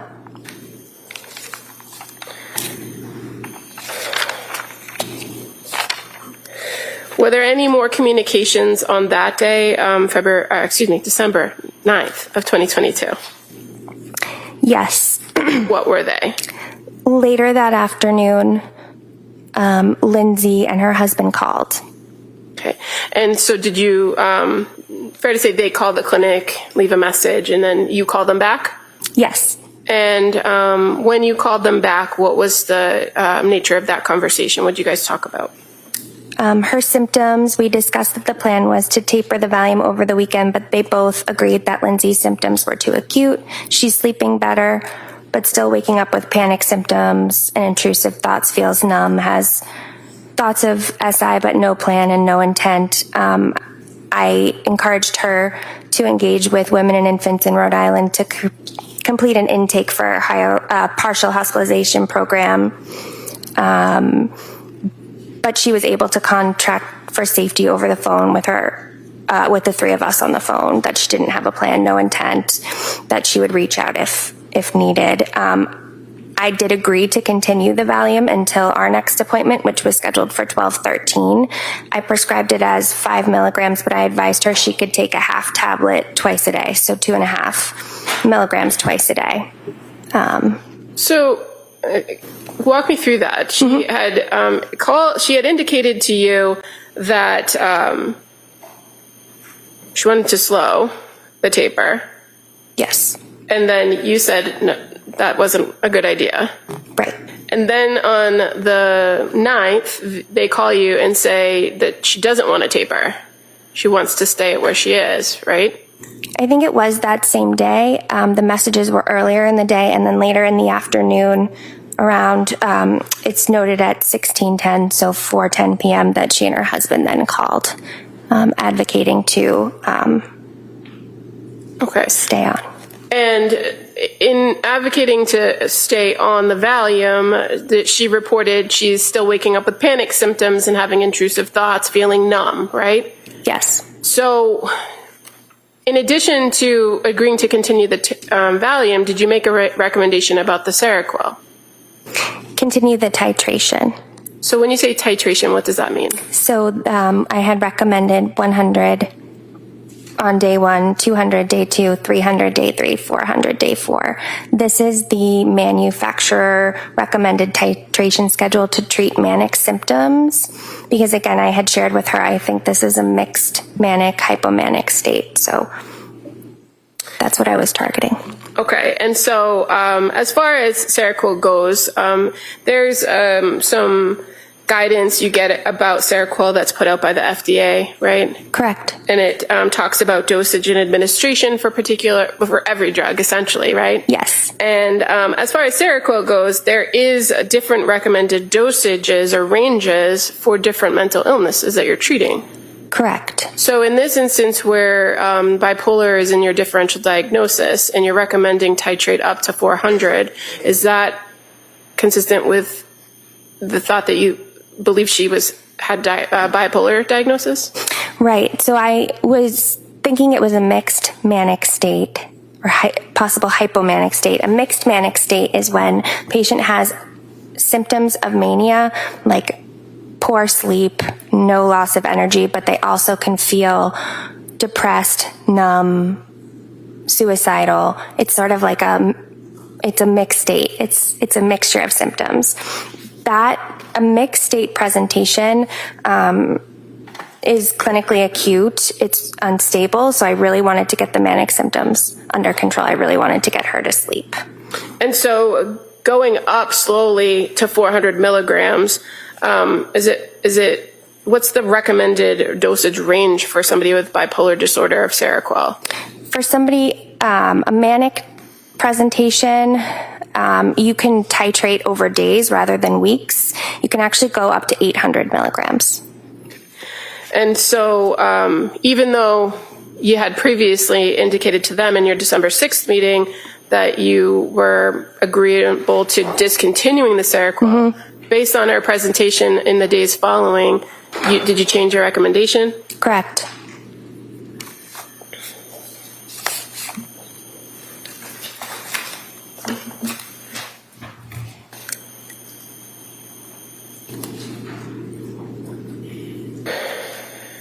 And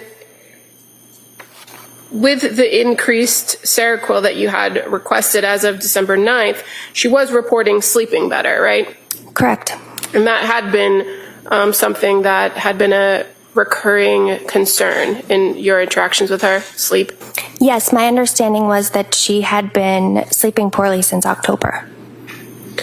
And was there, when you say you were recommending partial hospitalization during that phone call, did you give a particular place in which you would recommend her to try to seek treatment? Women and infants. And that's in Rhode Island? Rhode Island. And are you familiar with whether they have particular perinatal or postpartum programs there? They specialize.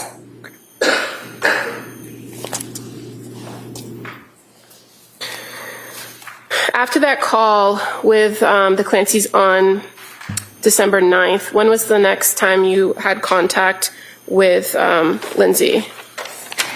December 9th was a Friday, so I believe it was Monday, December 12th. Now, people are able to send my chart messages all hours of the day, every day of the week, right? Correct. But in this instance, you did not receive any messages over the weekend? No. So the next my chart exchange was actually on December 12th of 2022, correct? Correct.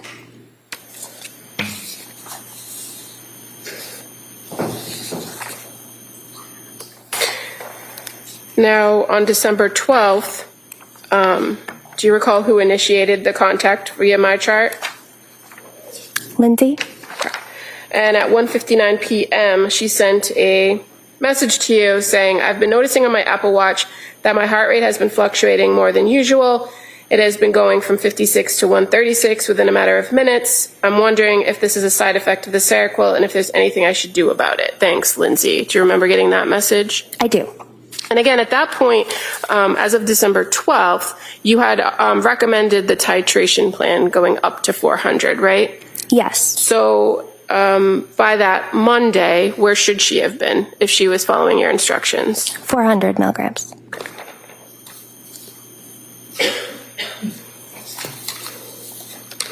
And did she report to you whether she took 400 milligrams of Seroquel? She reported she was taking 200 milligrams. Did she say why? No. But your recommendation was that she should have been up to 400 at that point. At that point, yes. As far as the concerns about the fluctuating heart rate, were you able to address that with her in a response? Yes. I explained that medications like Seroquel can cause something called orthostatic hypotension, which is basically when you get up from sitting or standing, your blood pressure doesn't compensate in time, so it goes low, and people can feel dizzy. I explained that the mechanism for that is alpha adrenergic blockade, so the alpha receptors that help us with like adrenaline. They're also part of the picture here with Seroquel. It's often accompanied by orthostatic tachycardia, meaning getting up from sitting to standing, your heart rate can fluctuate. I said both can be common in the first days of medication exposure or when the dose is being increased. It's generally benign, meaning non-harmful, and self-limiting, meaning it goes away on its own over time. I also advise it sometimes necessitates slowing a dose titration or dividing a dose into like 2 or 3 smaller doses. Okay. And so with this response and trying to address these concerns, you're aware that she had spoken to the nurse that morning? Correct. And that she had expressed to the nurse a desire to get off the medications altogether? Correct. And what was your response to that concern that she had in the call to the nurse? What did you tell her? I said, as long as you are aware of the risks, I don't think you've been on Seroquel long enough for it to have a positive benefit on your mood or anxiety, but if you have noticed benefit, the risk would be worsening of mood and anxiety upon stopping the medication.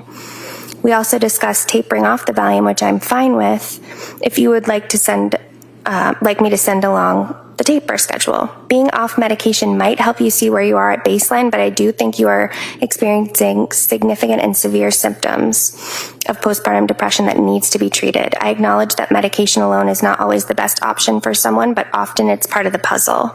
Other treatments include counseling, support from others, exercise, healthy diet, yoga, and relaxation techniques. I know this has been brought to your attention several times, but I strongly, strongly recommend a partial hospitalization program so that you can get started on utilizing these treatment methods for relief. And you were aware at this point, as of December 12th, that she had met with Letitia Dukes at least once, right? At least once, yes. She had been given referrals for CBT or cognitive behavioral therapy programs out in the community, in her community, right? Yes. There have been other recommendations for her to obtain a partial hospitalization program at that point. Yes. Now, anything about these exchanges that made you concerned that you had to kind of raise the level, meaning call her in for another meeting or make any sort of recommendations for inpatient hospitalization? Not at this junction. And why is that? She wasn't reporting any acute safety concerns in these messages at this point. It's just physical. Just physical. Side effects. Physical side effects, yes.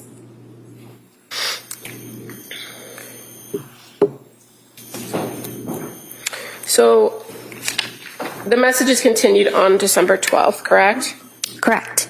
So at 2:44, Lindsay messages you saying, "Thank you, Rebecca. It does seem to be orthostatic, and I'm glad to hear that it's benign and known side effect." And then she tells you a little bit more about the prior nights, right? So she says, "So the last 3 nights I've taken 2.5 milligrams of Valium and 200 of Seroquel. I have to say that I do like the way it makes me sleep very deeply and soundly for around 7 to 8 hours, but I don't like the way I feel in the morning and most of the day. Incredibly depressed and unmotivated to do anything at all. What would you recommend for tonight?" Is that the next message after you explained to her the side effects? Yes. Okay. So for 10 p.m., you respond to her, don't you? Yes. And what did you recommend to address those concerns about incredibly depressed and unmotivated? So at this juncture, I recommended at least continuing the 200 of Seroquel because at least now she's sleeping. So I felt like although I had recommended getting up to 400, we had gotten sufficient activation symptoms down. She was sleeping. And the 2.5 of Valium. I advise that we need to give time for Seroquel to work for your mood. Let's continue to accumulate good nights of sleep, as this can only be a good thing in terms of recovering and feeling better moving forward. I would say take them tonight, and we will discuss further at our visit tomorrow. And you had a visit scheduled for December 13th, correct? Correct. The message continues on that day where at 7:17 p.m. where she says, okay, thank you. I need to make our visit virtual tomorrow. I will not be able to make it to the office. Can you please change it to that? Is that right? Yes. So after having met in person with her on December 6th, having had subsequent communications with her all through the date of December 7th, and kind of, again, changing a little bit about the medication plan, and having further communication with her on December 9th and now December 12th, the plan was for her to again come in person on the 13th, correct? That was my recommendation, yes. Why did you recommend in person at that point? This was somebody who was communicating with me every day, and I did feel that she had significant symptoms of depression, some mixed symptoms with mania, anxiety. I felt that her symptoms were severe and significant enough that I wanted to touch base with her weekly, and I wanted to see her in person. But again, I was okay with her doing virtual because I'd rather see her and lay eyes on her and try to treat her than not see her at all, if that would have made her just cancel the visit outright. Because generally you do the same thing whether you're in person or virtual, right? As far as getting the history, going through symptoms, asking how they're feeling, doing the mental status exam, right? Mm-hmm.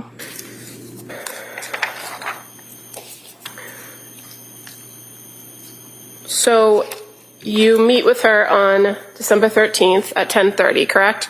Correct. And now this is a virtual at her request. Yes. And do you revisit with her kind of the recent events and the timeline of the changes that you've gone through the MyChart messaging?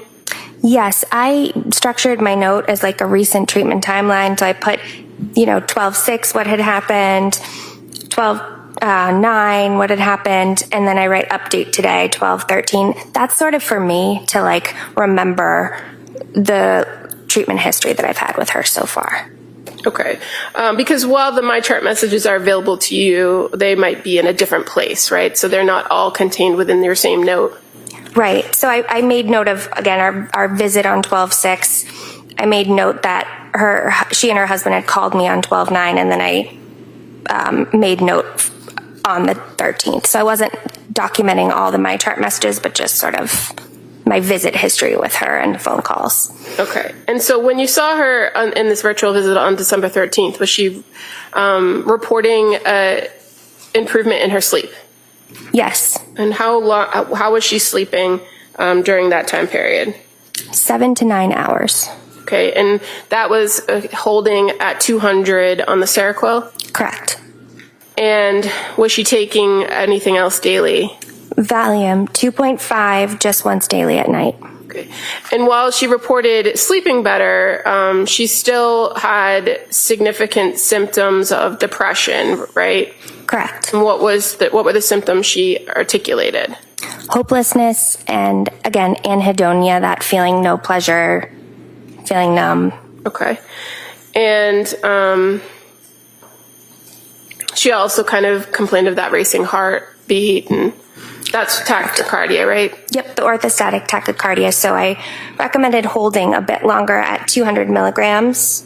At this juncture, she had been on 200 milligrams for 4 nights. I wanted to continue it for a full 7 nights. And then we were still discussing whether to taper benzos, and our plan was to kind of slowly phase them out at that point. So we were going to decrease from 2.5 milligrams daily to 2 milligrams for 7 days, and then we were going to reassess at our next visit in a week. I also provided psychoeducation about behavioral activation, CBT techniques to utilize for depression. I also recommended postpartum.net for support groups, and I reiterated that she consider a partial hospitalization. And again, during this telehealth visit, you have these conversations with her, but you also do your mental status exam. You make observations of her, right? Yes. Did you observe any signs of mania? No. Did you observe any signs of psychosis? No. Did she articulate to you any suicidal ideation? She had endorsed that she had had thoughts of it on the Edinburgh over the previous weeks, that she sometimes had thoughts of harming herself, but not at that visit. Okay. And would that have been something you'd follow up on? Would that statement from the Edinburgh? Or Objection. Would that be something you'd follow up on? No, I'll Okay. allow that. So just to clarify, so again, the Edinburgh, After coming from the witness, Judge, I'm sorry. Objection overruled. Next question. the Edinburgh is over the previous 7 days. So she had that thought sometimes when I asked her, are you currently having SI? It was no during the visit. okay. And it just was the response sometimes. Yes. And so, did you ask further in your interaction with her on that day, on the 13th, about whether she was experiencing suicidal ideation? Yes. Did she say she was? No. Did she indicate whether she had any plan or intent? No. And as far as intrusive thoughts, did she speak about intrusive thoughts during that meeting? No. Did she tell you she was having horrible thoughts? No. She had previously used that terminology in your MyChart exchanges, correct? At some point? I do remember the intrusive thoughts that she would mention. Intrusive thoughts. I don't recall horrible thoughts Okay. in my chart messages. As far as the intrusive thoughts, were they things that you followed up on in your telehealth or in-person visits? And was she able to articulate to you? Yes. Yes or no? Sorry. Was she able to articulate to you what types of thoughts she was having? Yes. What were they? Intrusive suicidal thoughts. So thoughts of harming herself or just wanting to die? Thoughts of wanting to die. At any point did she ever indicate to you thoughts of wanting to harm her children? No.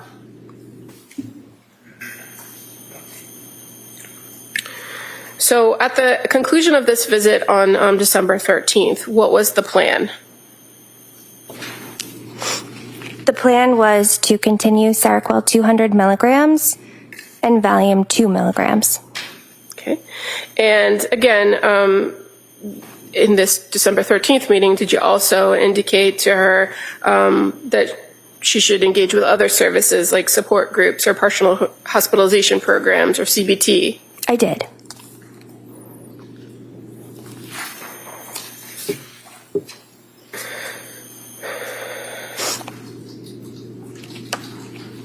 Do you recall whether you received any MyChart messages from her after that visit on the 13th? I did. I actually sent her a message on the 13th. Okay. So on the 13th, you meet with her at 10:30. At 2:27, you sent her a message. Why? I wanted to send along some more ideas and information on what she could do to help herself feel better. Because even though she was reporting sleeping better, she was still presenting with these depressed symptoms, correct?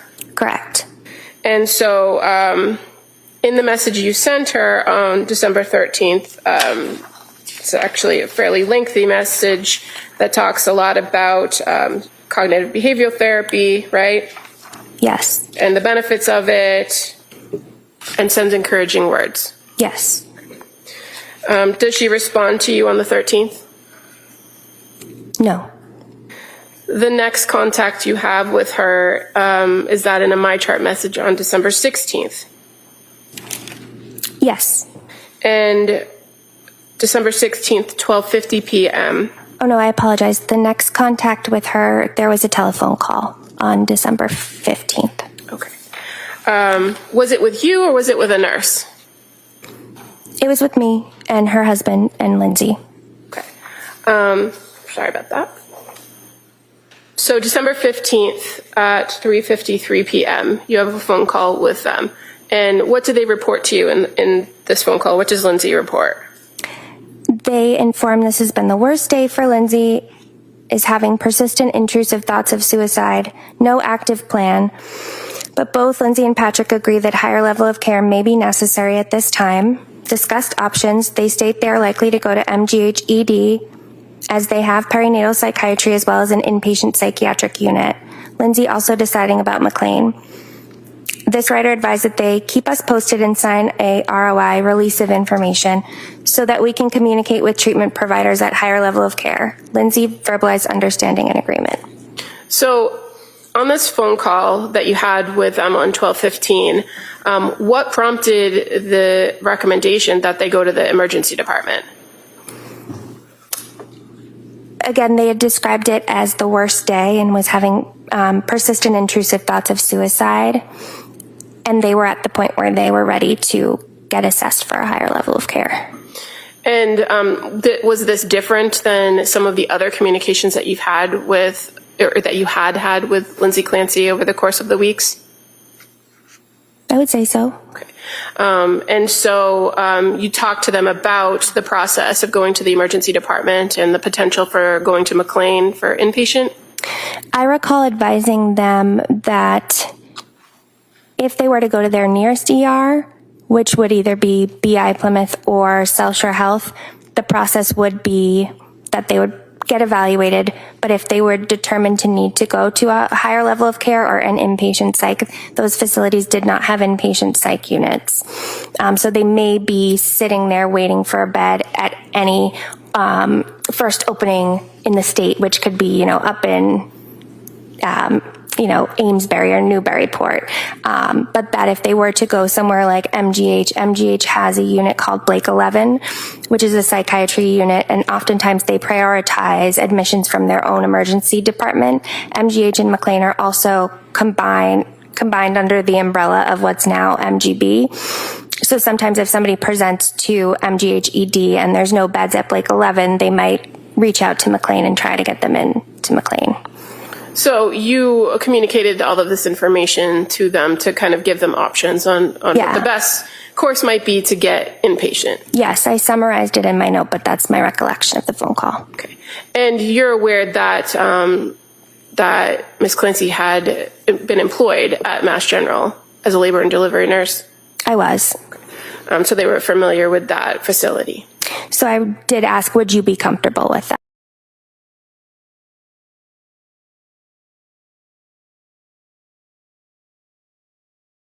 And so then you were able to communicate with Lindsay via my chart that next day on December 16th, correct? She reached out to me on December 16th via my chart, yes. And she indicated to you on December 16th at 12:50 that she, after visiting the ER yesterday, I opted to remain outpatient and pursue the partial program at Women and Infants. And Women and Infants, that had been the program that you had previously recommended in Rhode Island, correct? Correct. She indicates, I'm waiting on a call back for them to schedule. In the meantime, I want to know how to proceed with my meds.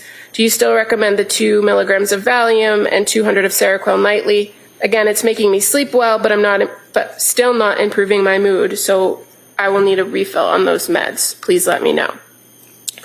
So in this particular message, she indicates to you that she was waiting to schedule with Women and Infants, correct? Correct. Or were you aware that prior to that Letitia Dukes had already initiated the referral process for Women and Infants? Yes. And so on this particular message, she's kind of updating you, but also asking you if she should stay on the same track for her medication. Yes. And what was your response? So December 16th at 1:14. I said, hi, Lindsay. I know Letitia may have called you yesterday about information about Women and Infants, so I hope you were able to connect with her target dose for Seroquel treating depression is 300 milligrams, so we can increase it to 300 milligrams. If you are willing, yes, continue the Valium. Let me know what you think. And why at this point did you recommend increasing now to the 300 after having recommended staying at 200 for the Seroquel? The FDA recommended dose for treating depression, bipolar depression, with Seroquel is 300 milligrams.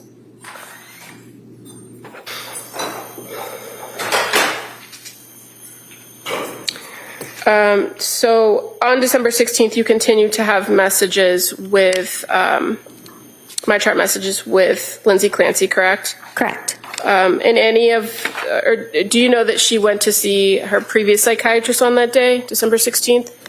Yes. And so in her messages later in the day at approximately 2:11 p.m., she indicates, I spoke with my original psychiatrist after my ER visit, and she recommended adding 25 milligrams of Lamictal to stabilize my mood. Is that something you would agree with? Had you ever talked with her about Lamictal before? No. Is it a drug that you kind of commonly recommend for people? I do. And was it something that you thought could be a good fit for this patient? Yes. And so in your response to her at 2:26 p.m., do you further talk about using it as a mood stabilizer? Yes. I state absolutely lamotrigine works well for mood stabilization and depression. I talked to her about the side effects of it.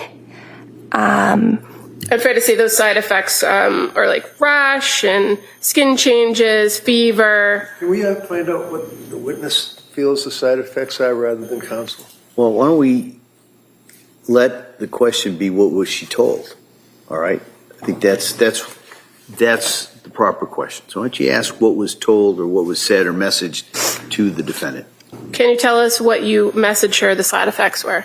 So I recommended it needs to be a slow titration, meaning titration, increasing the dose due to risk of SJS, which means Stevens-Johnson syndrome, which can be a very serious rash that somebody can get. There's a higher risk of it if somebody takes Lamictal, which is why the FDA recommends such a slow titration, 25 milligrams for 2 weeks, 50 milligrams for 2 weeks, 100 milligrams. You can't really go quick with it. But I also specified it can cause a benign rash as a side effect. So any skin changes you notice, you want to be sure are not accompanied by things like fever, malaise, pharyngitis, swollen lymph nodes. Also watch for a rash that is purpuric or tender. Benign rash would be spotty, non-confluent, non-tender, and no systemic features like fever. Otherwise, I find this medication to be quite well tolerated. Take with food to minimize any risk of GI, such as nausea. I can send this to your pharmacy along with the dose change in Seroquel. Any luck with hearing back from women and infants? So the Lamictal, am I saying that correctly? Lamictal. Is that something that you would add to the Seroquel? Yes. And why would you add it to Seroquel? They work differently. They have different mechanisms of action, and they can work well together. And so at that point, on December 16th, do you recall kind of what the last version of the medication recommendations were? From me? Yeah, so at this point, you added a medication. So what was on the prescribed or recommended list for you, for her, as of December 16th? So I asked her if she needed me to send along the lamotrigine, and she said that she had had her psychiatrist send it along. Okay, so, but as far as now what you know to be the medications that she's been advised to take, what are they at this point, December 16th? Lamotrigine, 25 milligrams, Seroquel 300 milligrams, and Valium 2 milligrams. And the Valium, is that still a daily recommendation? Yes.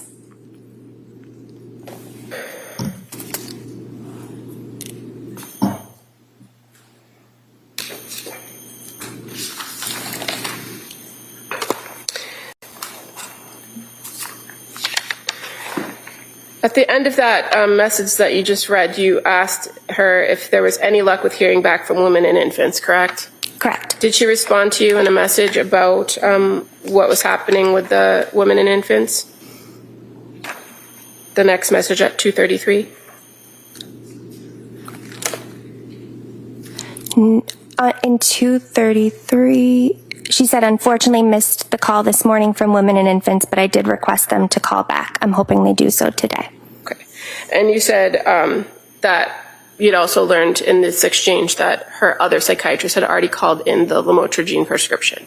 Correct. And then,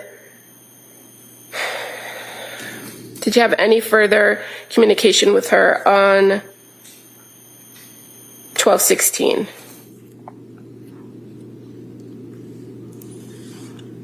I said, okay, sounds good. I hope so as well. And that was it. Okay. When's the next time you spoke with her? 12/16 was a Friday, so I spoke to her on Monday, December 19th. And again, did you speak with her via the MyChart messaging, or did you speak to her on the phone? MyChart messaging.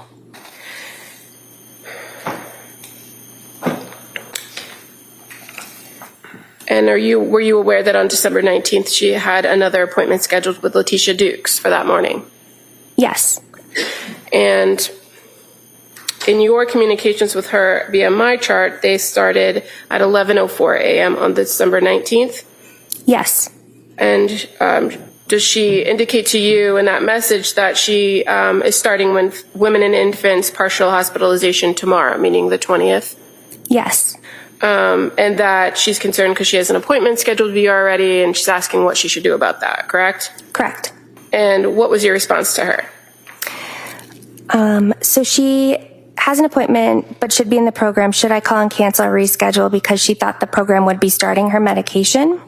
I said, I'm so glad you were able to get into the program this week. That's great. So feel free to call and reschedule. The only issue is that I am on vacation next week, so it might be 2 weeks out that we touch base again. If that's okay with you, let me know what you think. Okay. And her response at 1:24, that says, I think since I'll be followed by women and infants, that 2 weeks out will be okay. My only concern is potentially needing more Valium before that. I'm trying my best not to take it at night, but have still been taking 2 milligrams every other night.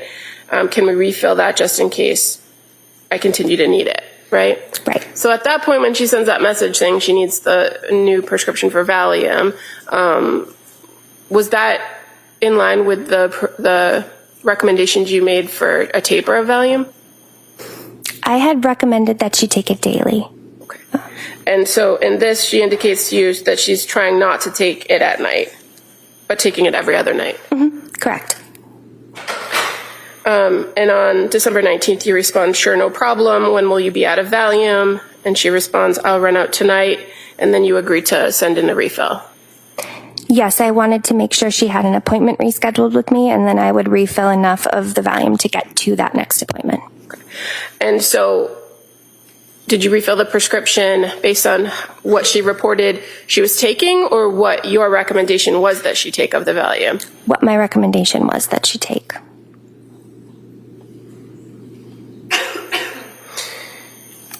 And so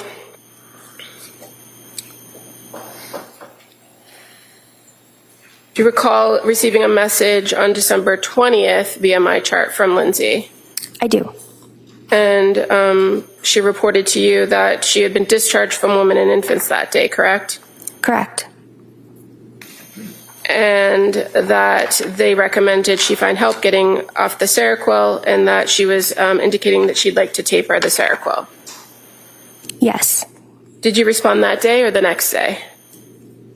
The next day. Okay. Her message came in at 8:05 p.m., so I responded the next morning. Okay, at 10:57? Yes. And what were your thoughts about her report that she was discharged and the recommendation for tapering the Seroquel, or getting off the Seroquel, I should say? I said I'm not opposed to that. However, I'm concerned she discharged you, as I do feel you could benefit from the groups and added support separate even from medication changes. In fact, if we're not going the medication route, I think groups and therapy are the treatment needed, as I feel the intrusive thoughts you've been having are nonetheless concerning, and I know they've caused you considerable distress. I'm also on vacation next week, so I'm hesitant to start a taper when I am not available to you for questions and concerns. Again, I'm open to starting a taper, but I want to be available to you as it happens. You mentioned you are connected to your previous psychiatrist. Would that be someone to consult as well? And so when you sent this message at 10:57, were you opposed to the idea of tapering the Seroquel?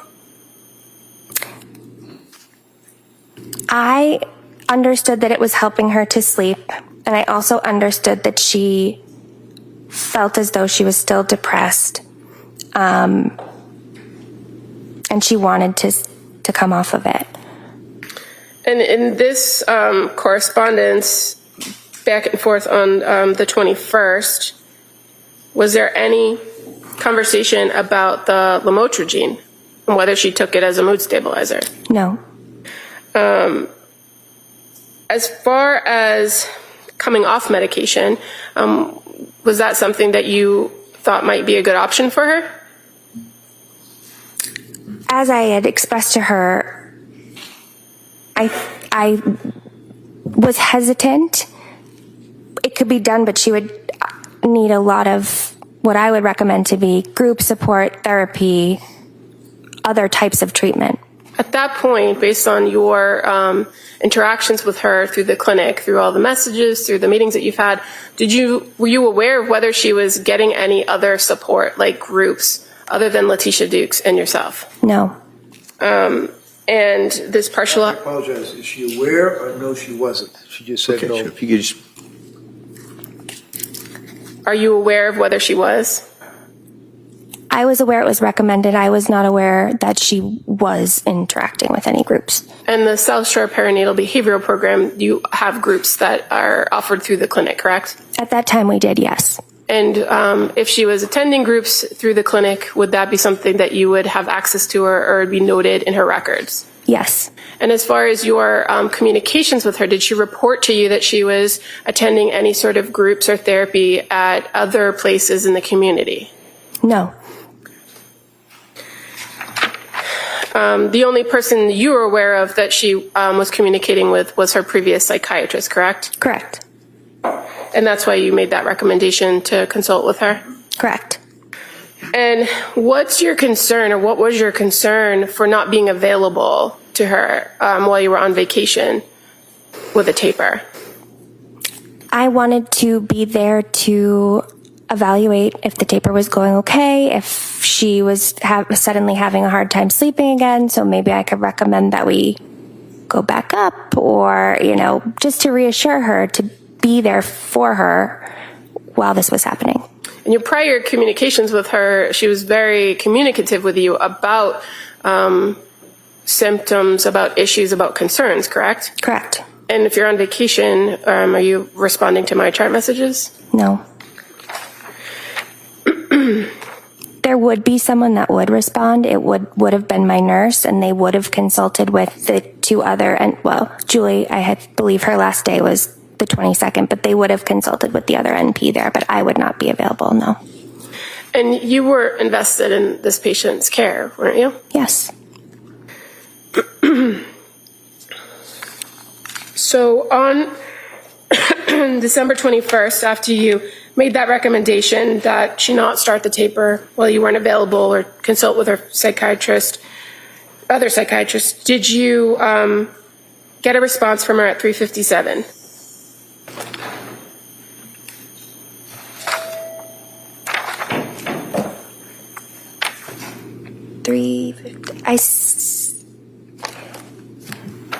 On December 21st? Yes. I see 3:47.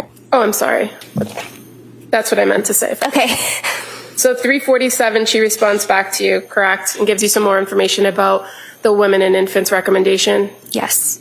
And it reads, the psychiatrist at Women and Infants recommended a more general mental health, PHP, partial hospitalization program, right? Correct. Such as the one at McLean, which I'm open to, I'm also looking to schedule with a CBT therapist in Duxbury. My other therapist does have appointments this and next week, so I can follow up with her too. How would you recommend starting the taper? I will need smaller pills, as the ones I have now are all 300 milligrams. Right? That's her response? Yes, she says her other psychiatrist does have appointments. Okay. And in the meantime, she had also sent an email to the clinic. Are you aware? I'm not aware. Okay. Do you know if she spoke with the nurse at some point on the 21st? Yes, I asked my nurse to call to, again, go over the risks of tapering, which could include worsening of mood, worsening of sleep, verify that this was really something she wanted to move forward with, remind her that I wouldn't be there. Okay. And on December 21st, 2022 at 4:26 p.m., you respond to her in the My Chart message, right? Right. And you had expressed reluctance for the taper, but ultimately did you provide her a plan for taper? Right. I said, I know Nicole reached out to you and she relayed that you would like to proceed with the taper. I'm sending as 100 milligram tablets, 200 milligrams, 2 tablets for 4 nights, 100 milligrams, 1 tablet for 4 nights, 50 milligram tabs, half tablets times 4 nights, then off. Let me know if any issues.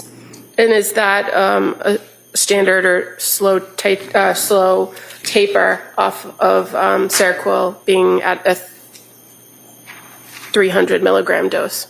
Considering the fact that she had only been taking it for a few weeks, yes. If she had been on it for months, I would have done a slower taper. And in addition to giving her that plan, you also had the nurse provide her with some information about DBT groups, correct? Correct. And what's DBT? Dialectical behavioral therapy. And how's that different from cognitive behavioral therapy? Dialectical behavioral therapy, there's certain tenets to it, like emotion regulation, distress tolerance, interpersonal communication. There's a lot of skills to it. It's a very skills-based treatment. So we had recommended that as an additional support. And the next time you had contact with the Clancys, when was that? After December 21st?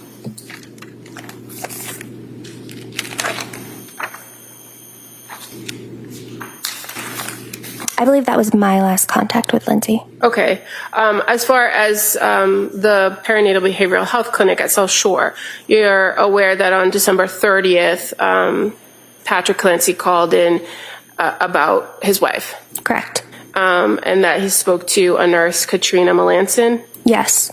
And the record reflects that he reported that she was safe, right? But she'd like to go to McLean. I do recall that. And he was advised to take her directly to the emergency department. You can't just go there to McLean, right? Right. In your experience. In my experience. And that he said he didn't want to waste a day in the ED. Is that your recollection of the record?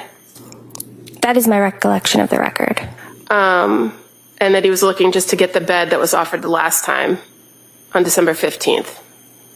Yes. And it's fair to say that that's not how the process works? They do not hold beds for that length of time. Okay. And so then he was advised to take her to the emergency department or call 911? Correct.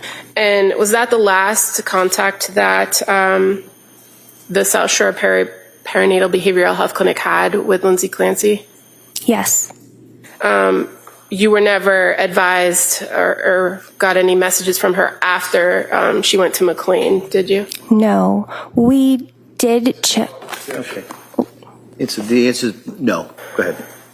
Did you learn anything about her course of treatment at McLean after the fact? We had been wondering if she would come back to us. We did review the Mass PMP, which is sort of log of controlled scripts, and we saw that she had medications filled from her previous psychiatrist, Dr. Tufts. And that would have been... No, objective move to strike. It's not responsive to the question about McLean. She's now talking about No, overall. So the Mass PMP, what is that?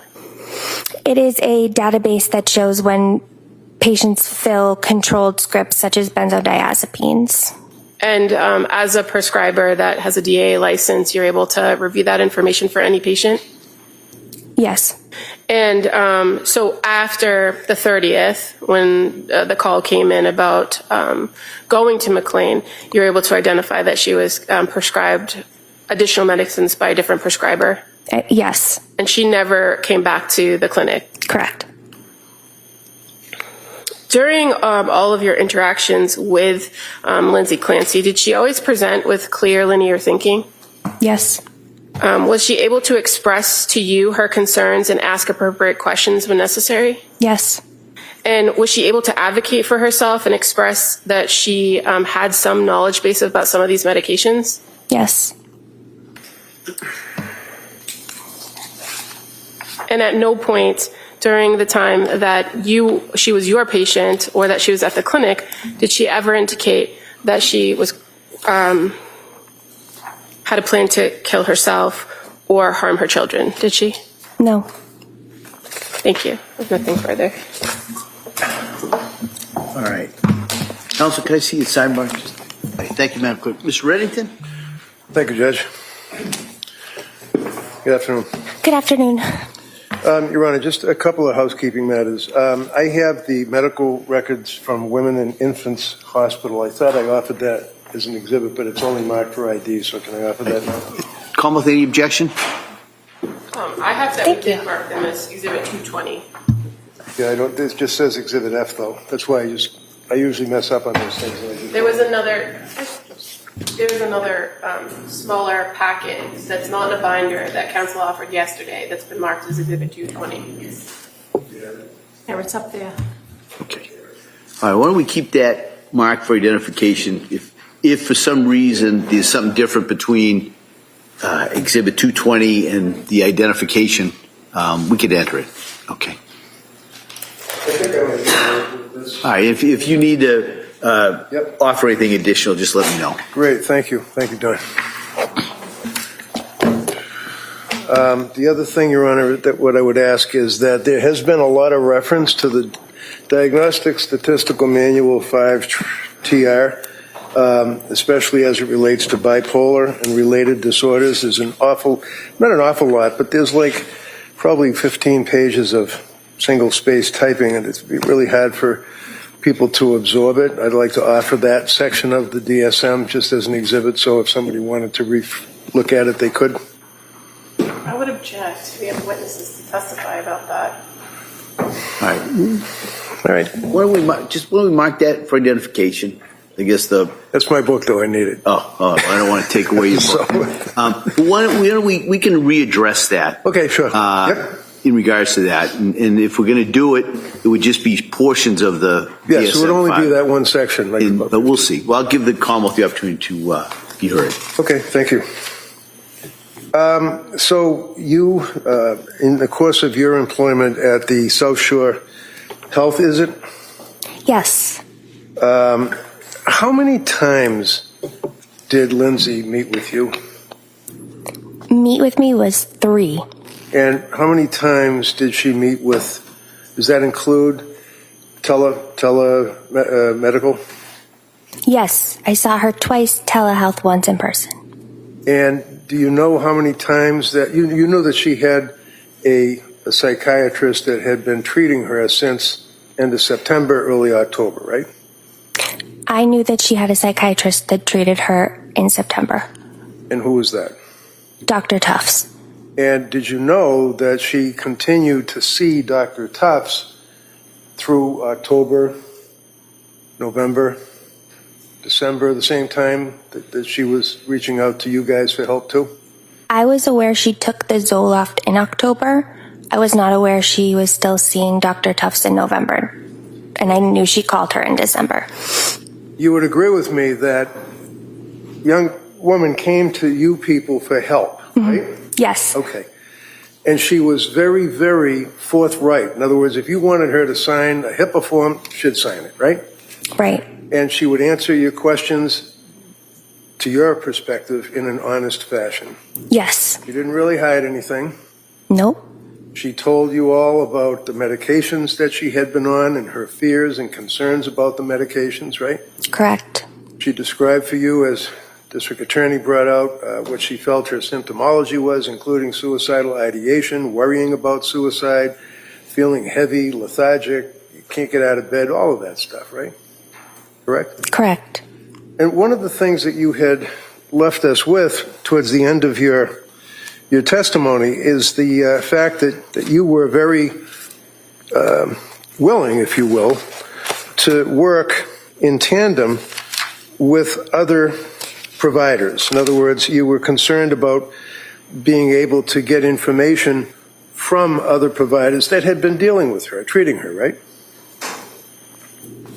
I'm not sure I understand the question. Did you talk to Tufts? No. Did you ever get access to Tufts medical records? No.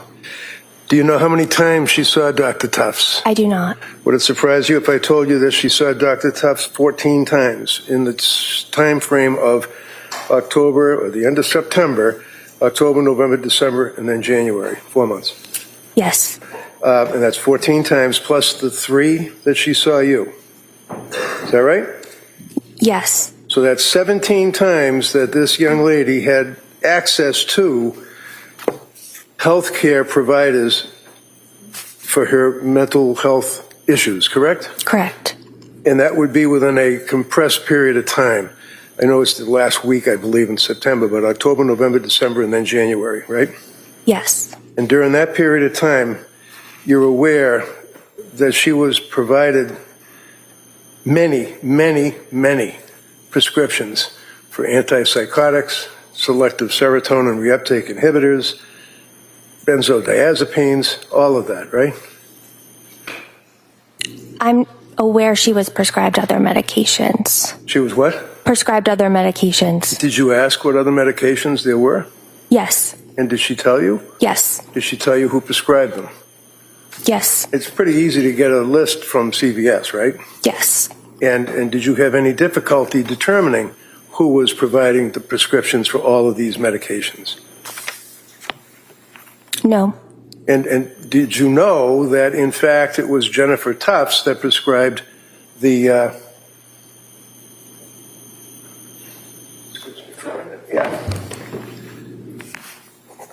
sertraline, September 15th of 2022, 30 count, 25 milligrams, was Jennifer Tufts. You knew that? I did.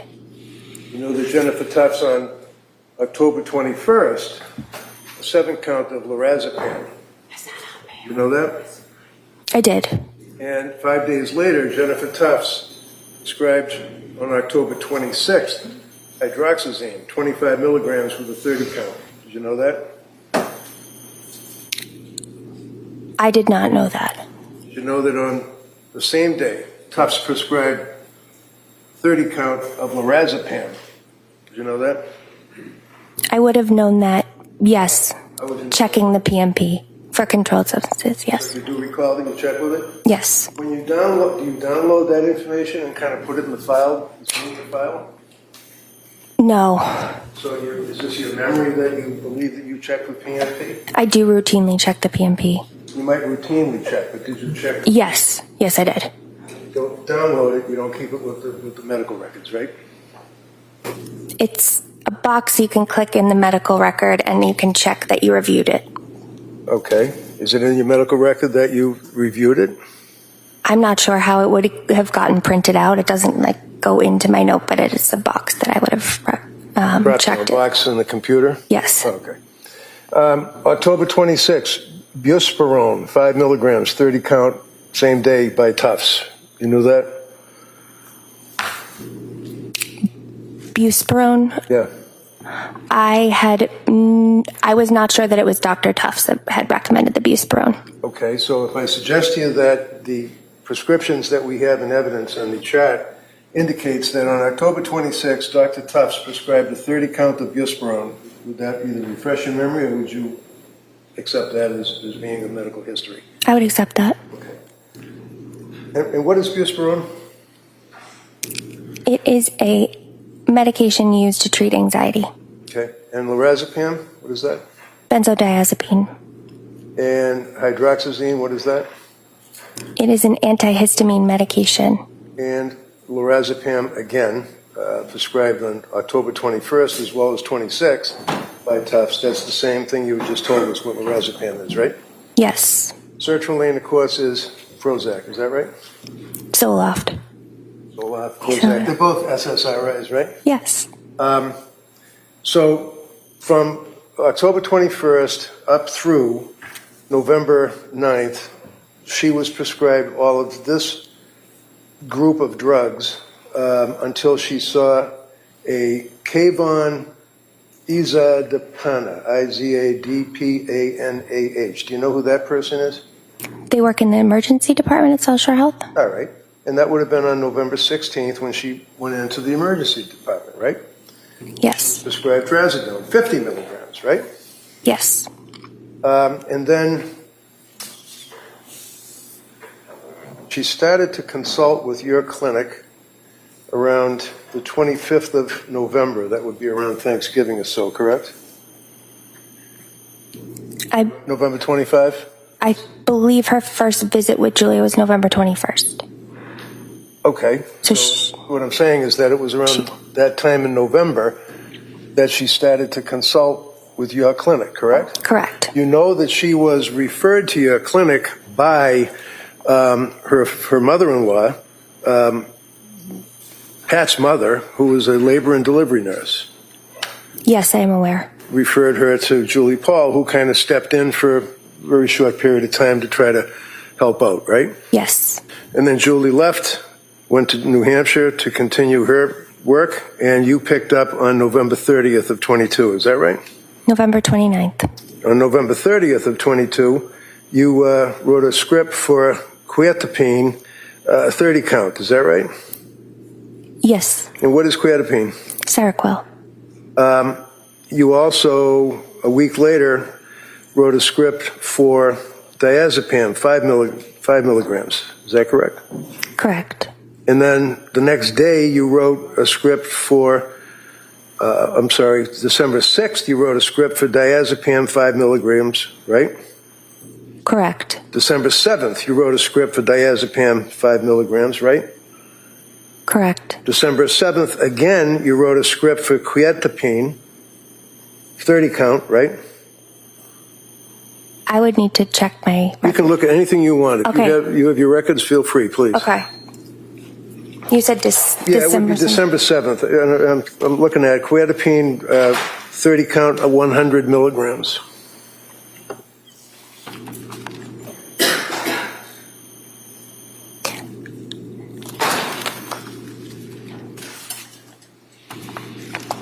I don't believe it was a 30 count of 100 milligrams. Do you remember writing quietapine script for 100 milligrams?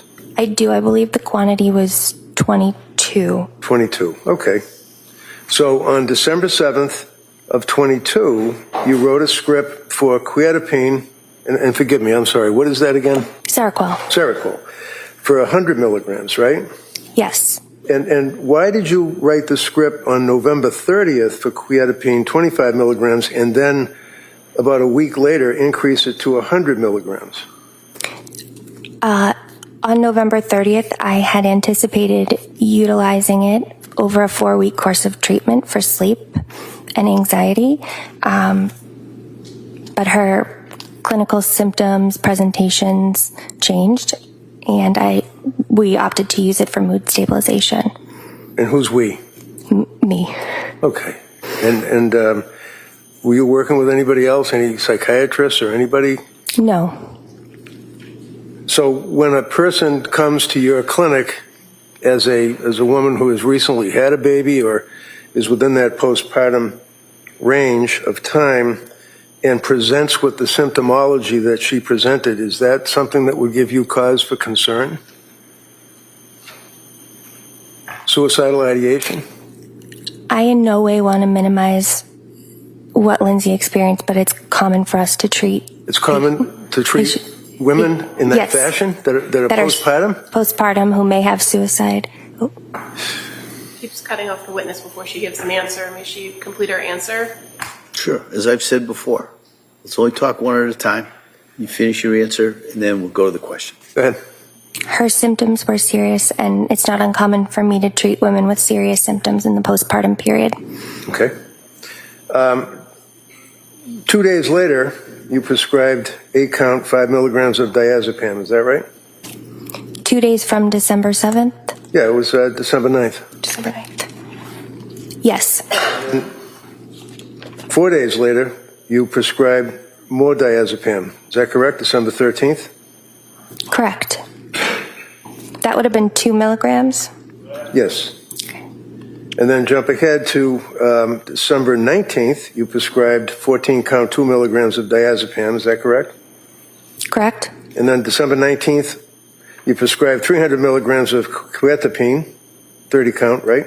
Correct. And that was on December 19th. 3 days later, on December 21st, you prescribed additional quetiapine, 100 milligrams, 14 count, right? Correct. And then 1 day later, you prescribed more quetiapine, 25 milligrams of 14 count, right? Correct. As far as your prescriptions continued on, if we can jump ahead, you continued to treat her, and on January 13th, you prescribed 2 milligrams of diazepam, 7 count, right? That would be on January 13th? I did not prescribe that on January 13th. All right, if I suggest to you that Rebecca Gelada has a script for January 13th of diazepam, that doesn't refresh your memory? Would it Right. would it have been a script that I had sent previously that hadn't been filled at the original date? Well, I believe the records would indicate that. We'll make a note of it. January 13th, diazepam. How about January 16th? Do you recall prescribing diazepam to her, 2 milligrams, 3 count? No. Diazepam on the 19th of January, 2 milligrams, 14 count. No. No? So you're not able to prescribe medications, somebody else can't use your name, right? Right. Okay. And you have the DEA license to prescribe medications, correct? Correct. Now, one of the things that you went through was a lot of, obviously, it's a little confusing with the names of the various drugs, and the district attorney said to you blithely, she said, well, she's a nurse, so she knows what those drug names mean. Do you recall that question? I do. Yeah. And you just said yeah, right? Mm-hmm. So you're assuming that a woman who gets her RN at the age of 24 in a one-year program and then works for 7 years as a labor and delivery nurse is familiar with these names and what they are, what drugs they are? She seemed to be familiar with them. Yes, she understood. Right. Did you know that she was Googling 60, 70, 100 times a night what benzodiazepines are, what Seroquel is, what all of these medications are? I did not know that. Did you ever ask her where she acquired what appeared to be, apparently to you, her ability to know what these medications are? I'm sorry, I don't understand the question. Well, you wouldn't know the medications that a labor and delivery nurse uses when they're helping a woman who's giving birth, would you? Not necessarily. Okay. In any event, one of the things that you left us with is the fact that you were very, I think the word was invested in Lindsay Clancy and were concerned about her treatment, right? Correct. You knew that she had gone to the Rhode Island program for Women and Infants Center, Behavioral Health Day Program in Providence, Rhode Island. You knew that, right? I did. And you basically gave her the referral. You didn't make the referral. I think it was Latasha Dukes that might have done that. Correct. So you were aware of the fact that a recommendation was made to Lindsay that she reach out to someone else for help, right? Lindsay made me aware of that, yes.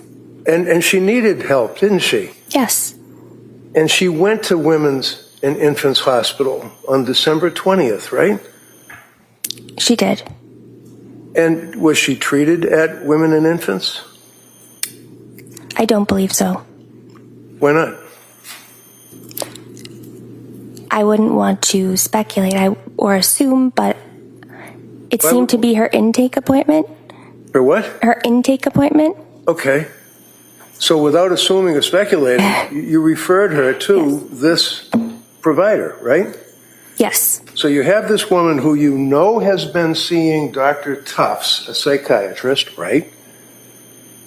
Right. You knew that. You didn't get access to Tufts records. You didn't know what Tufts was doing, but you knew that for a period of time before she saw you, she was dealing with a psychiatrist, right?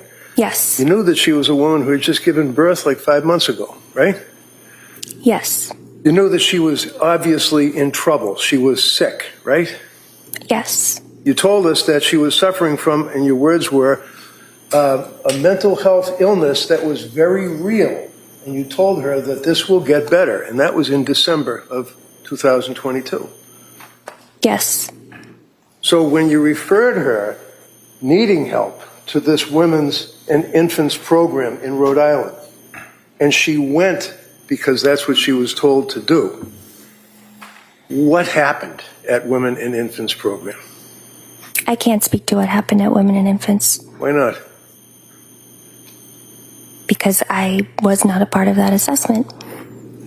What does that mean? I did not see the assessment, and I did not speak with Dr. Diaz.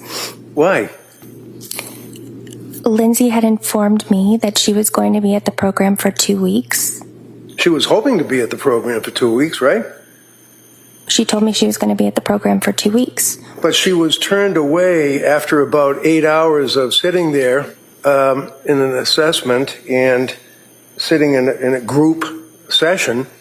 And she was turned away because of their concern that she was suffering from, well, let me ask you, what was their diagnosis? I'm not sure. Did you ever find out? I have not. Does it matter to you as a treating person that, I think your words were, is invested in Lindsay Clancy's care at that time? Did it matter to you why she didn't get accepted into the program? It did. Why was it? I do not know their diagnosis. Did you know that she had been diagnosed? You have different diagnoses, right? Like general anxiety disorder or general anxiety, GAD. And then you have, is it a differential? Is that what it's called? Mm-hmm. What does that mean? Yes. It means a differential in medicine could be patient comes in with a cough. What are your differentials? Differential might be bronchitis, pneumonia, strep throat. So it's different things, different diagnoses you consider. Did you know that, in fact, they wouldn't accept her into the postpartum program because of their concern that she had been over-medicated by drugs, and they wanted to find out? I can't speak to that. Did you know that she was diagnosed as diagnosis depression due to adverse drug effects? I cannot speak to that. Do you know, invested as you were, that on December, strike that, on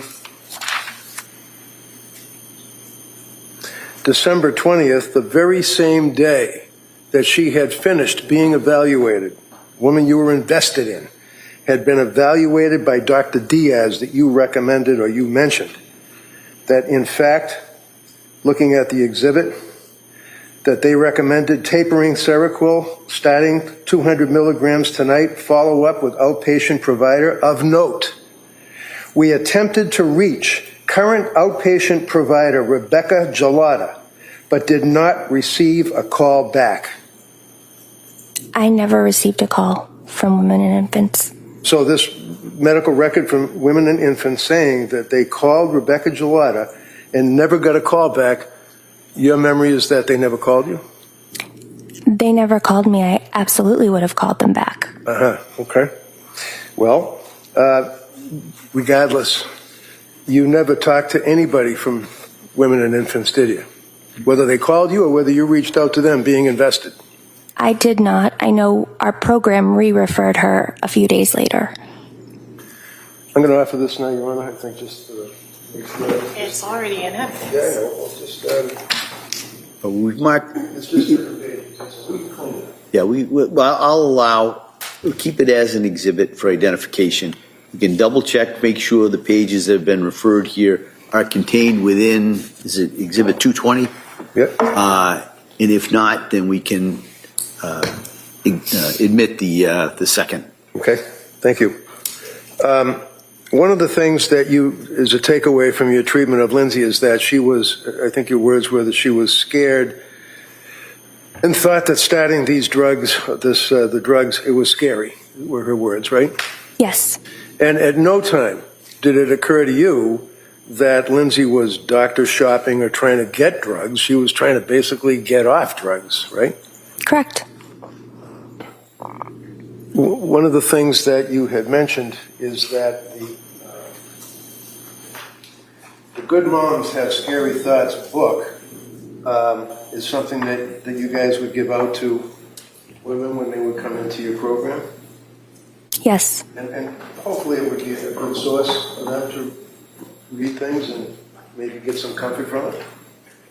Right? Yes.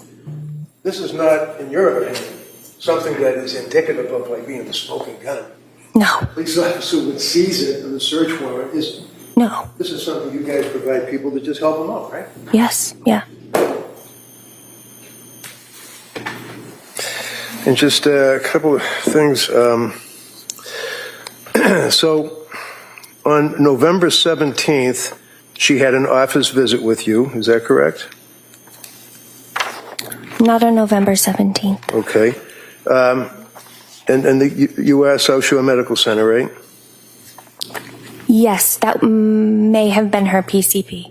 Okay. Is that her PCP? Is that person that would be under the umbrella of the South Shore Medical Center? Yes. Would that be Kimberly Tocchio?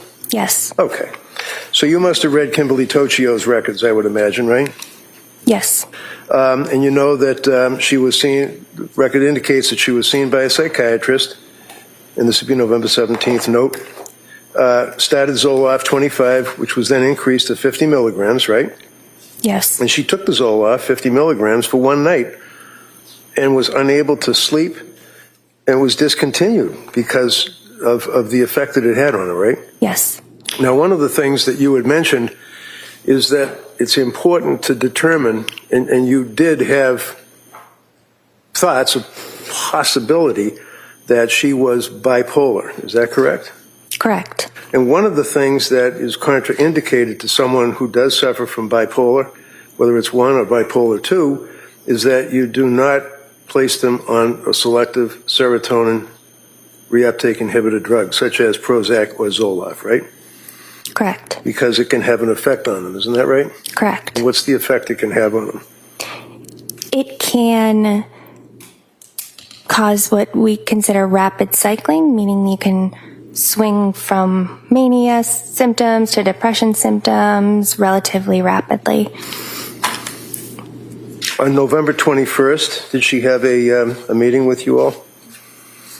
If you recall, looking at the records, did she meet with Julie Paul? If you know? Yes. Okay. And she gave Julie a history of what she had been going through. Is that correct? Correct. And in that history and in her talks with Julie, she had disclosed the fact that one of the things that she did in November was took a marijuana gummy, one gummy, to try to sleep, right? Correct. And again, her medical tests, blood tests, urine tests, everything showed that she had no alcohol, no THC, nothing on board, but she still disclosed the fact that to try to get some sleep, she took one gummy in November, right? Yes. So again, she's reporting, trying to be honest with you people as a provider, correct? Yes. And the scales that counsel asked you about, you were talking about the depression scale, you were talking about the Edinburgh scale, and I think we all know that the Edinburgh scale is geared for an evaluation of a person, of a woman who is in that postpartum period, and you evaluate whether or not they are, as a result of being postpartum, severely depressed, right? Yes. And you indicated that at some point her Edinburgh scale was initially, what was it, 15, 17, if you know? Initially at my visit? My first initial with her? Yeah, what was her Edinburgh scale the first time you saw her? 17. Okay. And that would be moderate? Moderate. Okay. And then she had another Edinburgh scale after that, correct? Correct. And when was that, if you know? December 6th. And what is EPDS? What does that mean? Edinburgh Postpartum Depression Scale. All right, so would you look at November 21st, please, which would be, so November 21st, she was administered a Edinburgh test, right? On the 21st. That would have been at Julie's appointment. I don't have that in front of me. If I told you that, well, on November 21st, it's a short period of time after November 17th, did they, whether it's Julie or somebody else, administer an Edinburgh test to her? Yes. And what was the result? 23. That's severely depressed, isn't it? Yes. So in like 6 days, she decompensated from Edinburgh scale 17 to Edinburgh scale 23, right? So she was 23 on November 21st. Right. And 17 on November 29th. Okay. So when you see a patient that's come to you and has an Edinburgh scale of 23 and an Edinburgh scale a couple of days later, that would be, what was it? 17. And what was it when you first saw it? You referenced it before, 17? 17. Yeah. That's still pretty high, isn't it? It's high, yes. Would that give you pause in conjunction with the symptomology that she's referring to and self-reporting what she's feeling? I mean, the fact that she has a 23 on the Edinburgh scale, which is very high, and then followed up a couple of days later by a 17, taken in conjunction with what she was saying her symptoms were. That's of a concern, isn't it? Yes. So on November 20th, which would be the day before that Edinburgh scale of 23, and the jury will have access to all these records, she was reporting struggling with postpartum anxiety, right? I can't speak to Okay, that. that's fair enough. We'll go to when you treated her. Yes. Did you have a chance to review Julie's notes at all? I did. Okay. Yeah. And when was the first time that you actually met with Lindsay? November 29th. Okay. Which would have been after Thanksgiving, obviously, right? Yes. And you would have reviewed the records up to that point, right? Yes. So one of the things that you would have reviewed was what she had indicated or reported to Nicole Harden Francis. Do you know her? Yes. And who is Nicole Harden Francis? She's the nurse at our program. All right. And this would be on November 28th that she was speaking with Nicole, the nurse. You read the report before you met with Lindsay on the 29th, right? Right. So you knew that she had been reporting panic symptoms, that she was disoriented, that she was forgetful, that she was not connected to her body. That's what she told her, right? I would have to review that just to be accurate. Right. And this resident.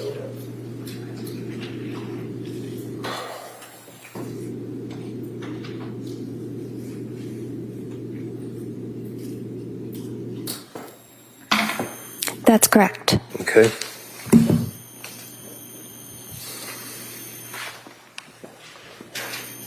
And would you agree with me that symptomology of mania, especially when incurred or encountered by a woman within the postpartum period, that's one of the symptoms, is being disoriented, right?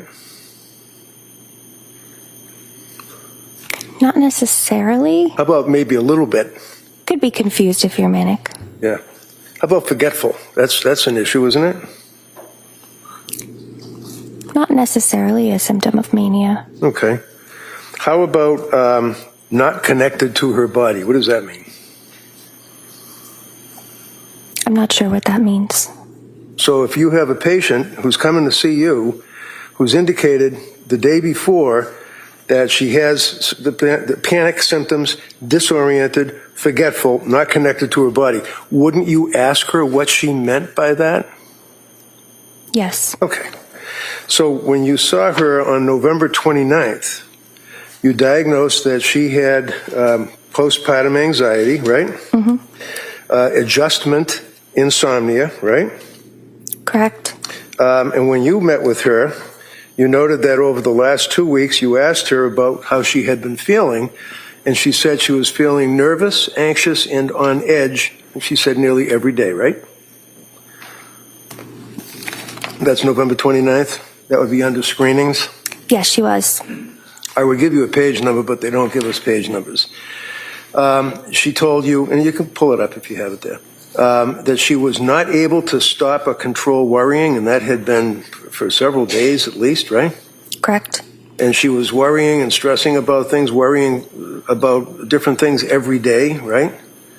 Nearly every day, yes. Couldn't relax nearly every day. This is a questionnaire form that you have, right? Yes. Being so restless nearly every day, correct? Correct. Asked if she was annoyed or irritable, and she said not at all, sure, like she didn't believe that she was a person that would be irritable or angry with people, right? Yes. And then feeling afraid, as if something awful might happen, and she got that GAD-7 score of 14. Is that correct? Correct. So what does a GAD score of 14 tell you on November 29th? Moderate anxiety. And then you ask about in the last 7 days, trying to get a history. She denied, definitely not so much now, that she was able to laugh or see the funny side of things, right? Right. And that she was asked, is she looking forward with enjoyment to things? And she responded, hardly at all, right? Yes. Blaming herself when things go wrong, she says, yeah, some of the time. Yep. Yes. Anxious and worried for no good reason, yes, correct? Yes. Scared and panicky for no good reason, yes, correct? Yes. Then they asked if she felt sad or miserable, if she was a miserable person, and she said, no, not at all, right? Right. Did she indicate that on that date you gave her the EPDS Edinburgh test, and she had an Edinburgh score, as we said, of 17, right? Yes. All right. And then the medications that you prescribed to her, we've already got an evidence. The jury will be able to look at the actual scripts in the exhibit without going through every single day. The next time you saw her was November 30th, is that right? I messaged with her on November 30th, yes. Okay.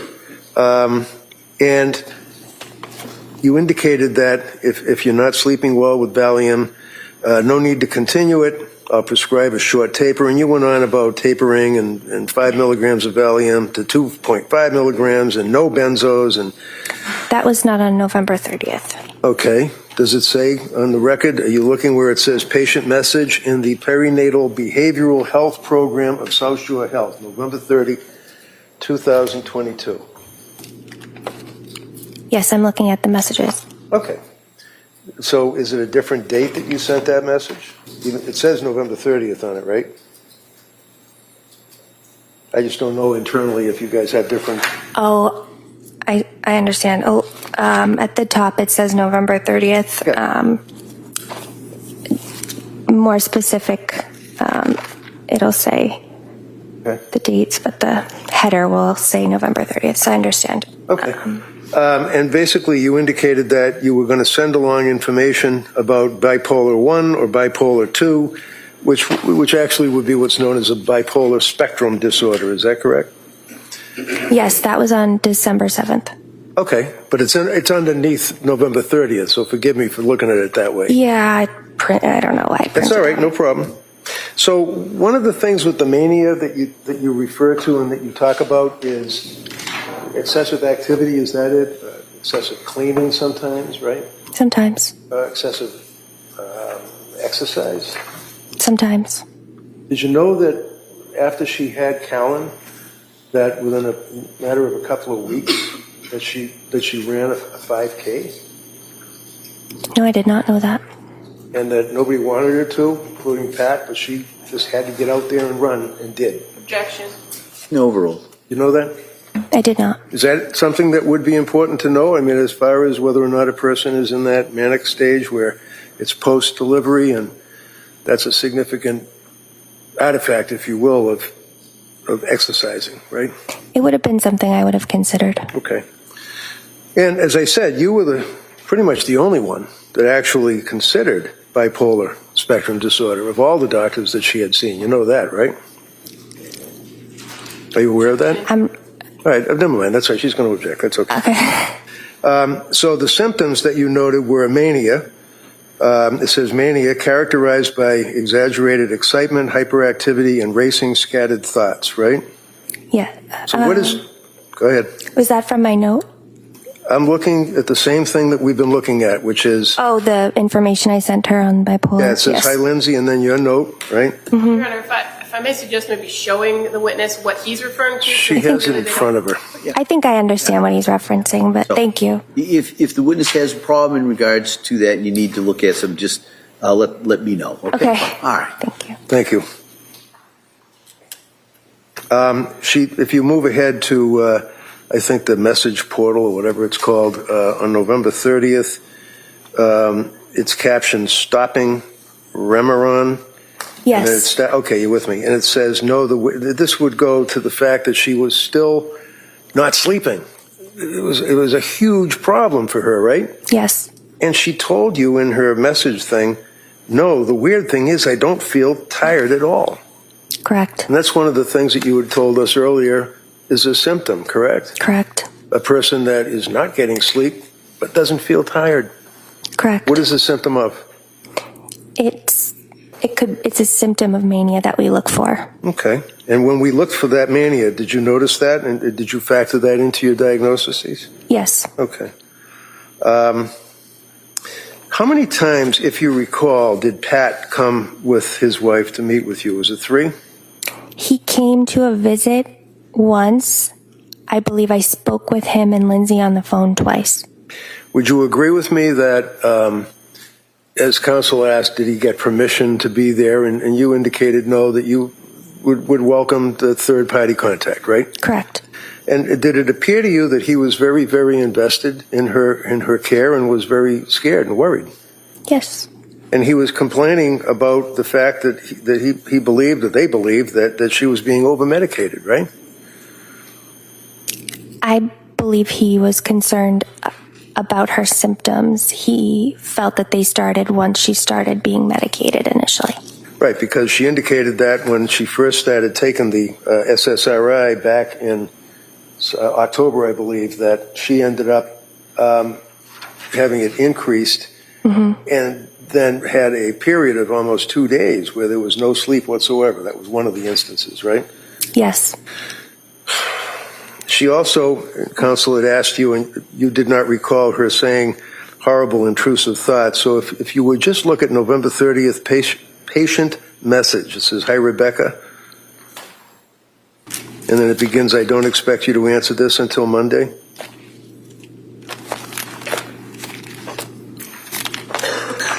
I see that. Okay.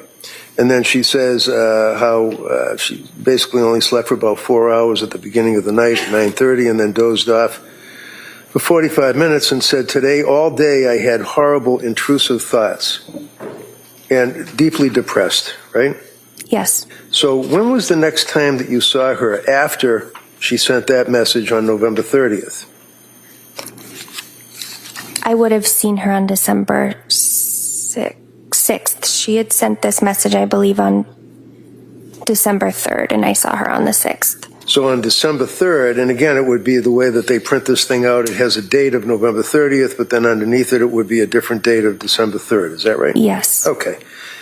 And when you, as an invested nurse practitioner, receive a message from a woman who is postpartum, who has been through what she's been through and the symptomology that she explained and the doctors that she's seen, not to very good results, you'd be concerned when you see a person saying, I have horrible intrusive thoughts, right? Yes. All right, so as a result of seeing on December 3rd that Lindsay Clancy, with her history, had been telling you that she had horrible, intrusive thoughts, what did you do? Did you call her? She had told me that she took the Ativan and now the thoughts were gone and she had felt good. So, but I did speak to her about it. Yeah, but she told you At her that next appointment. she told you that in her message. Right. That she had today, all day, I had horrible, intrusive thoughts. Deeply depressed. I finally took 0.5 of Ativan at 6 p.m. And the thoughts are gone, is what she told you, right? Yes. Did you ever bother to ask? I don't know. I mean, would you ask the patient what the horrible, intrusive thoughts were? I would have, yes. Did you? Yes. What did she say? She described them as thoughts of not wanting to be here. How about, did she ever describe to you that she was hearing voices? No. How many people have you treated for postpartum psychosis? 5. And of those 5 people, did they hear voices?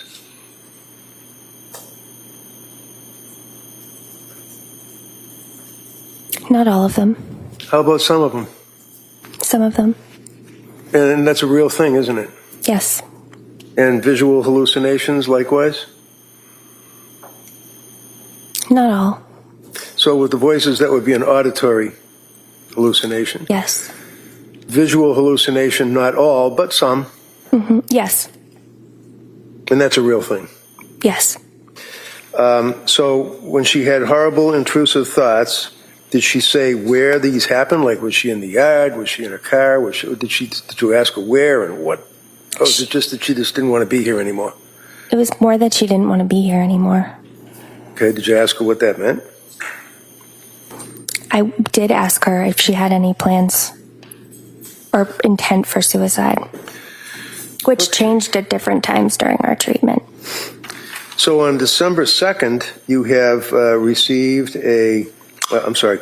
you sent a note to Lindsay and said it, meaning what she was telling you in a prior communication, it sounds more like depression than side effects. That would be of drugs, right? Correct. It is not uncommon for me to hear, and then you quote, I have never felt anything like this before, end quote, or quote, I just don't feel like myself. All of this sounds like postpartum depression. Is that correct? Correct. All right. So she was expressing all of the symptomology of depression, what you believe would have been side effects, and you indicated that at this point, while you're working through it, this sounds like postpartum depression, right? Correct. And what would the symptomology of, what does postpartum depression mean, and what is its effect on a patient? Postpartum depression is like depression at any time during a patient's life. However, there are some unique considerations. It typically occurs in the first 3 months after a person has a baby, but it can happen at any point in the first year. The considerations that are a little bit different than regular major depressive disorder are that there are significant hormone fluctuations that a person undergoes when they deliver a baby. Sometimes they breastfeed and they wean from breastfeeding, and that can set off additional hormone shifts. And it tends to be a very anxious presentation. And obsessive thoughts can occur with greater regularity in postpartum depression than they would with major depression outside of the postpartum period. So as a result of this information, you prescribed medication to her? After I sent her the information on the postpartum, would this still be December 2nd? Looking at the form that you have, it would be, yes, but I don't know if it's another date that there's a message underneath it. So let's look at the record where it says that on December 7th. 7th, Yes. okay. Okay. And that's where you talked about bipolar spectrum disorder, right? Yes, And that's where you talked about how people would have these feelings of goal-directed activity, overly talkative, racing thoughts, need for sleep, things of that nature, right? yes. What was the end result of that? Did you prescribe medication for her? I did. And what was it? Seroquel. One of the things that you had mentioned is that you provided a mood chart, I think. Is that what you said, a mood chart? Is this it? Is that an indication just so the jurors know that it's in the records? It's a horrible... That looks accurate, yes. Yeah. Yeah, there it is, right there. See on the very top it says mood chart? To the left? Yes. All right, and on the top it says daily mood chart. And then you also provided another chart on that date. What is that? That's another variation of it? It's the weekly mood chart. Okay. So did you tell her to fill this out? I suggested that she fill it out so we could keep track of her symptoms. Okay. Do you remember if she filled it out when she spoke to you? She did not speak to me about filling it out. After that, she did say she printed it out. Okay. Did you ever ask to see it? I don't recall. Okay. On December 1st, you met with her, is that right? Oh, no, wait a minute. Christine Zappi. Who's Christina Zappi? I believe she's also someone that works at South Shore Medical Center.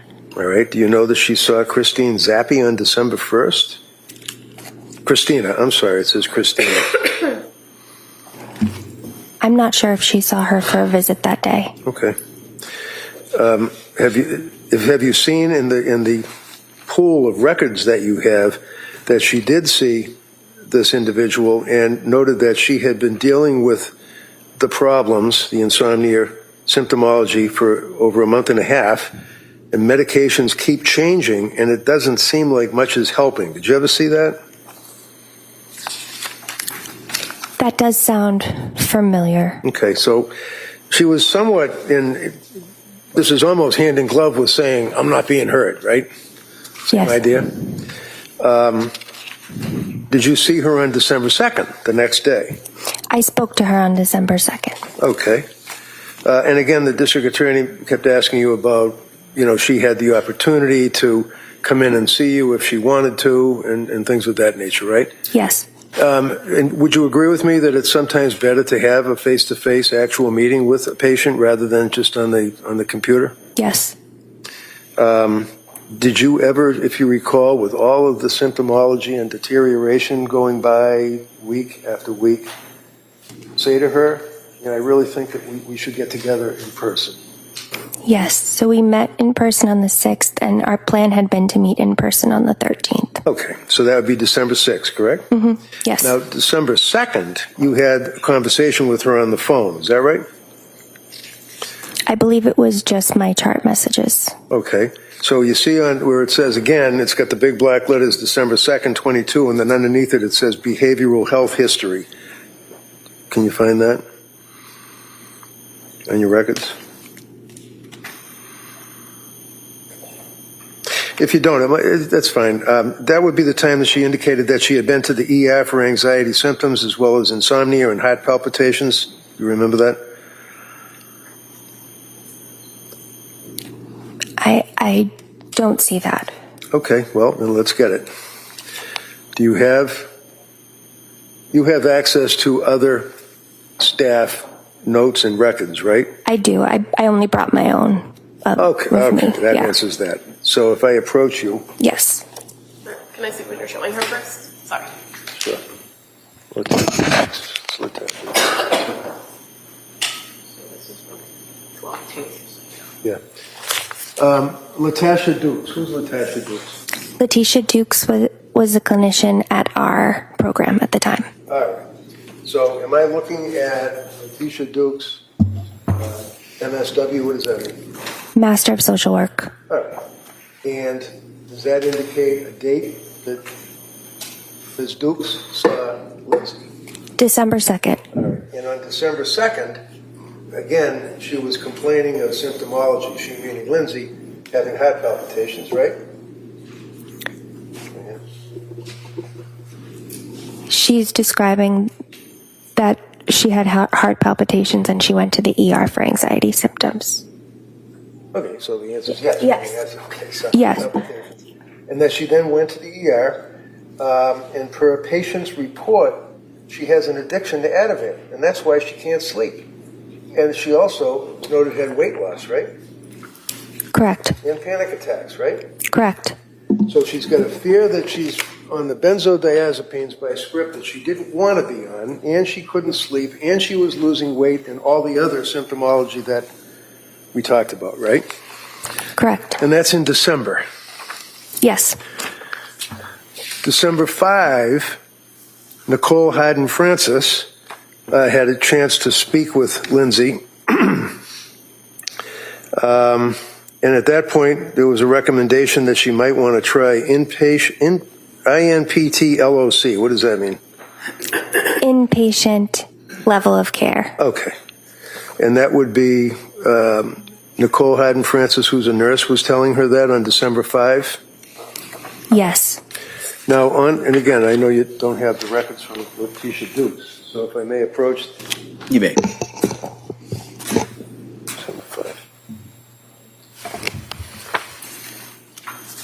On December 5, and you correct me if I'm reading these wrong, this would be Letitia Dukes, December 5, right? Correct. Okay.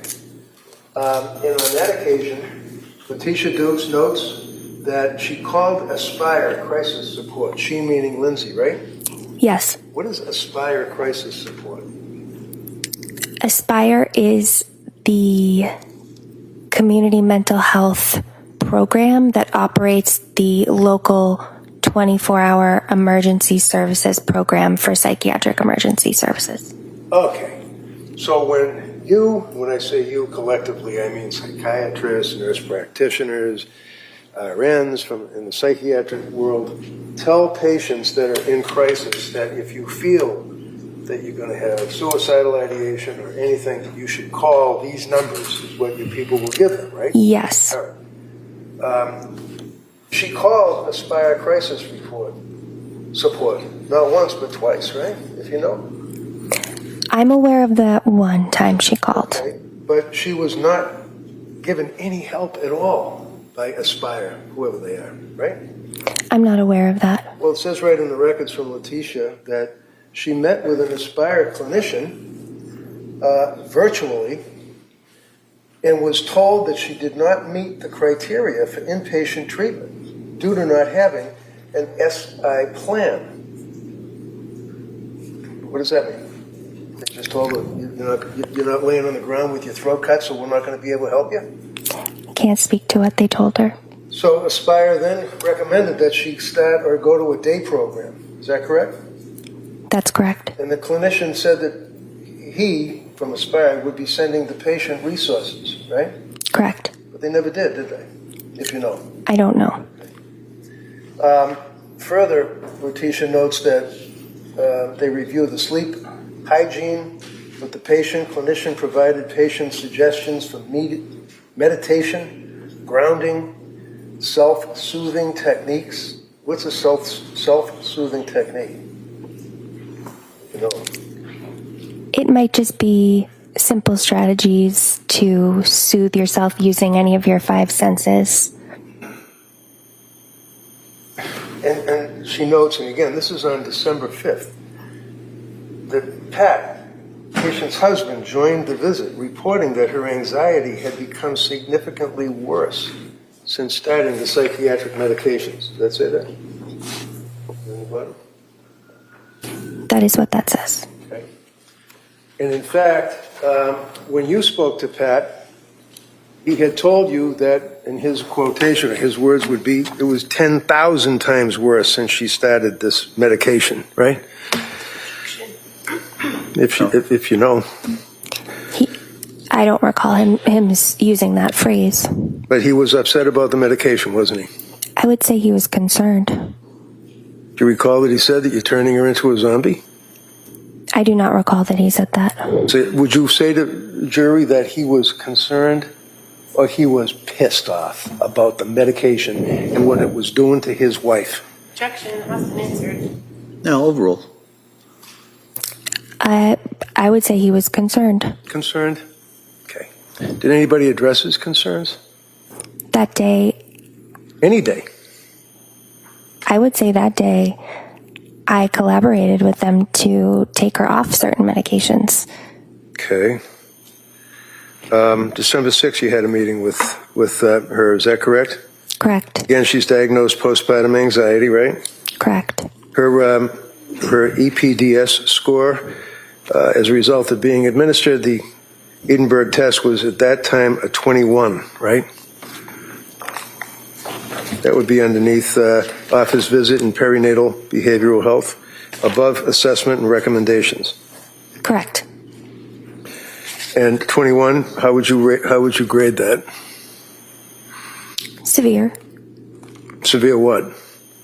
Severe signs of postpartum depression. Do you know that she had lost over 15 pounds by that point? I was aware she had lost some weight. I was not aware that it was 15 pounds. Okay. So then there was another patient message on December 7th where she again was expressing concern about the drugs, and you indicated, either way, I continue to recommend the Valium taper, right? Correct. There was a period of time that she indicated that she wanted to get off the medication and get off the drugs, and you indicated, as you told us, that you were on vacation that week, right? Yes. You basically told her to tough it out and just hit me up when I come back from vacation, right? No. Did you tell her to call you when you came back from vacation? No, I asked that she try to hold off and wait for me to come back from vacation for the taper. She had wanted to taper it sooner. All right. Do you have somebody that covers for you if you're on vacation? Yes. Does somebody cover? She said that she was going to follow up with her other psychiatrist for the taper, but she did reach out to our program while I was on vacation. Sorry, I couldn't understand you. I'm sorry. I know that she said that she had an appointment with her psychiatrist who would work on the taper with her. And I do know that she was in contact with other providers at our program, including Letitia Dukes, while I was on vacation. And Letitia Dukes is a social worker, is that right? Yes. Okay. December 9th, there was another telephone encounter, it's called, right?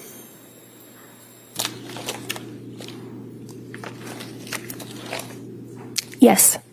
And yet again, her husband, Pat, was involved with this call, right?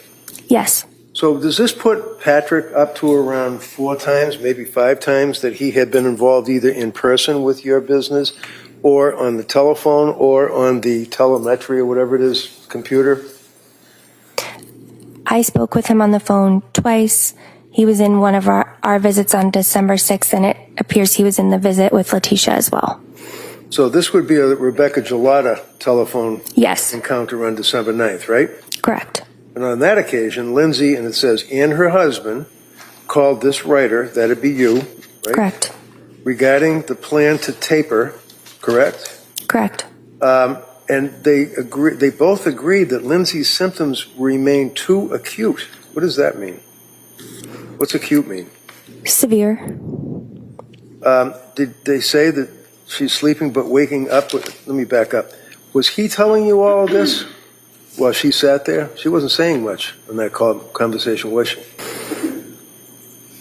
I don't recall who was saying more than the other person. Do you recall that she indicated that she wanted her husband to be involved to speak for her because she was really decompensating, right?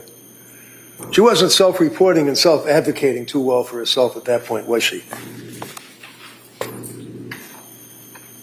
I just know she did have her husband on the call, and he did speak on the call. They indicated that she was waking up with panic symptoms, right? Correct. What panic symptoms? What does that mean? Panic symptoms can be this sudden rush of intense That's not what can be. What did she tell you, or what did her husband tell you? Her panic symptoms. Panic symptoms. What were they? Panic symptoms are racing heart, intense fear. Those are panic symptoms. Sudden rushes of intense anxiety that seem to come out of nowhere. Okay. Is that something that you learn in school, or is that in a book? Is it in the DSM, or what? So we all have our own opinion as to what panic symptoms might be, but from a medical standpoint.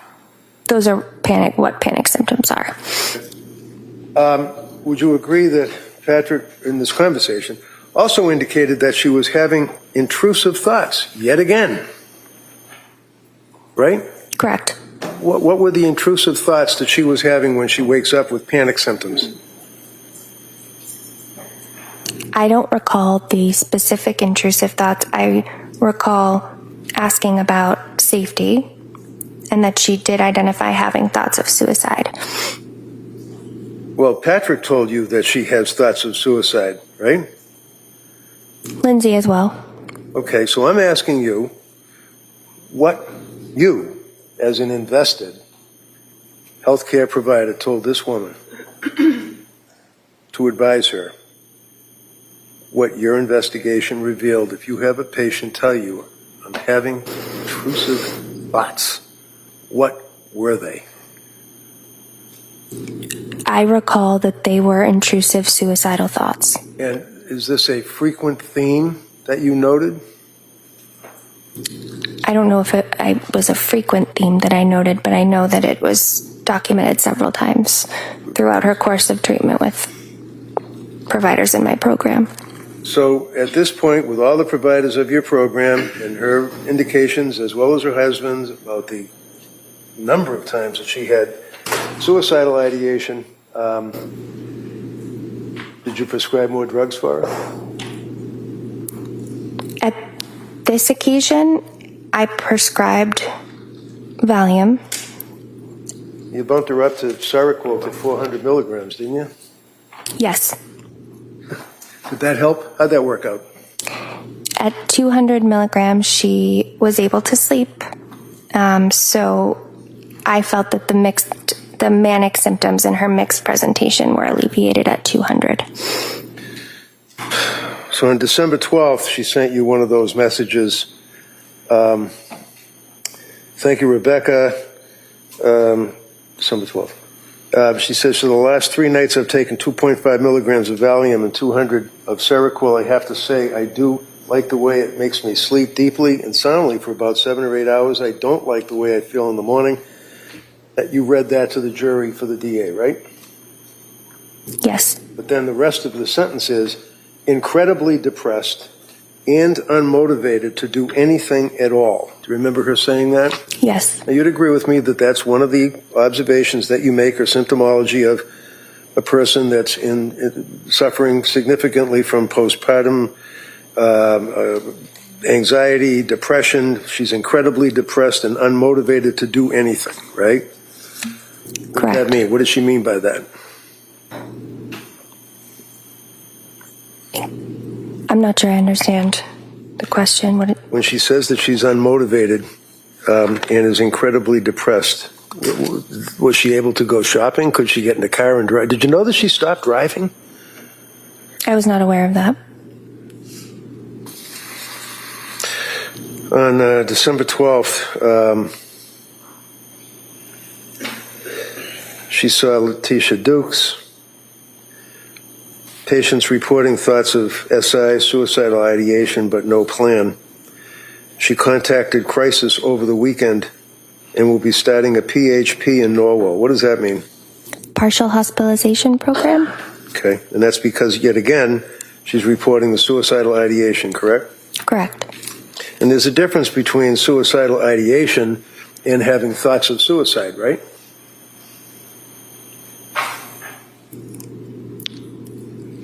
Under the DSM, is there? There's a suicidal ideation can be a spectrum.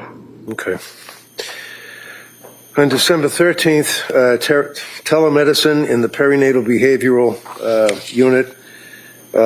Again, there was a concern about suicidal ideation, and her look underneath Edinburgh postnatal depression scale, if you have it, was now 20.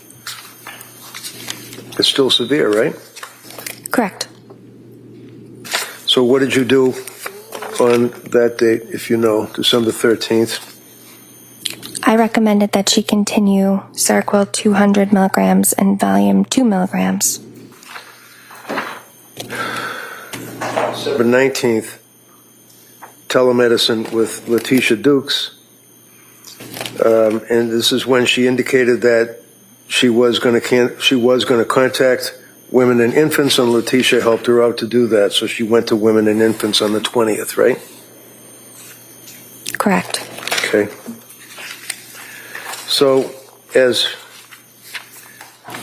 time went on, and she had gone to women and infants and was unable to be treated on December 20th and went home, or picked up by her husband,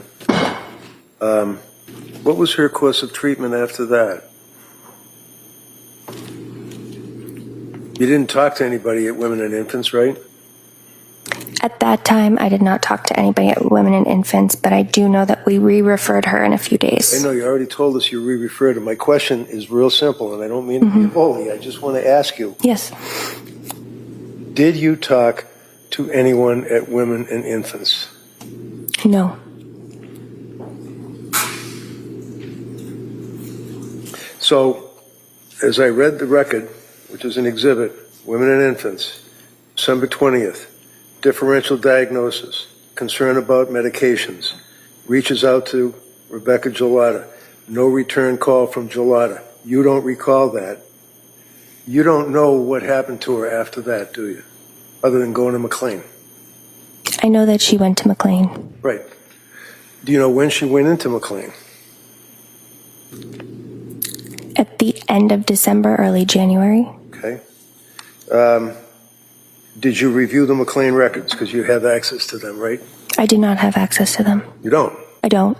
So if you're treating a person for all of this stuff that we've talked about, and it's now apparent that things have decompensated so bad that they have voluntarily admitted her to a locked ward in a mental institution, is it important to Rebecca Gelada to find out what the diagnosis and treatment was of their patient?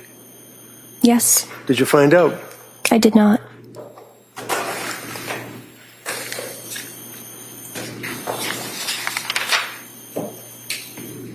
And any time you called in an ROI, any time you needed a release of information, such as a HIPAA release, she would have signed it, right? Objection. Overruled. Would have. You have no reason, Speculation. well, not hardly. All right, I'm going to allow that. The jury can weigh that. You can explore that on a cross-examination. Redirect, I'm sorry. From your treatment of Lindsay and her efforts to be a good patient and tell you all what her symptoms were and third-party contacts and everything, to your opinion, she would have signed a release for you to get access to pretty much anything you wanted, right? I'm not sure if she signed a release for McLean to be able to speak with us. Did anybody ask her? Did you ever ask her to sign a release? I did not.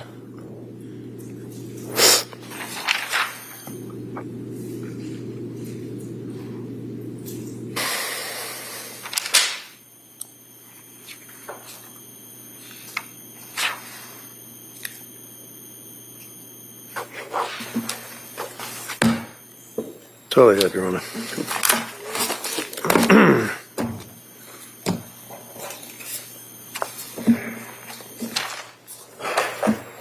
All right, Attorney Buckingham?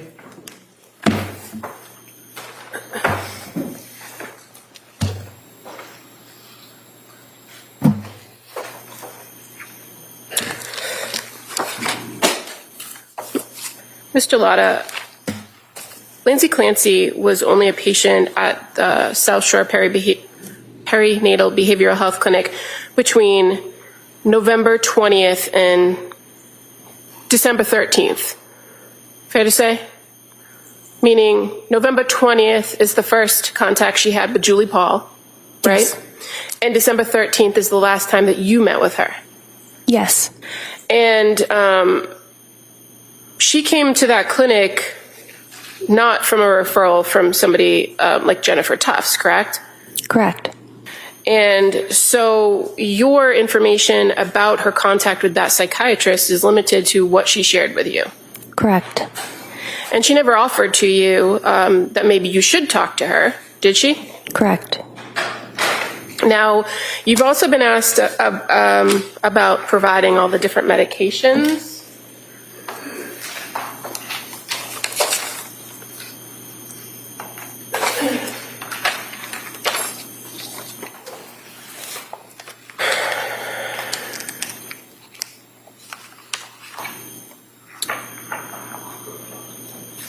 And if I may approach with Exhibit 1, please. Yes, you may. I'm going to show you the second page there. I know it's kind of small, but take your time to take a look at it.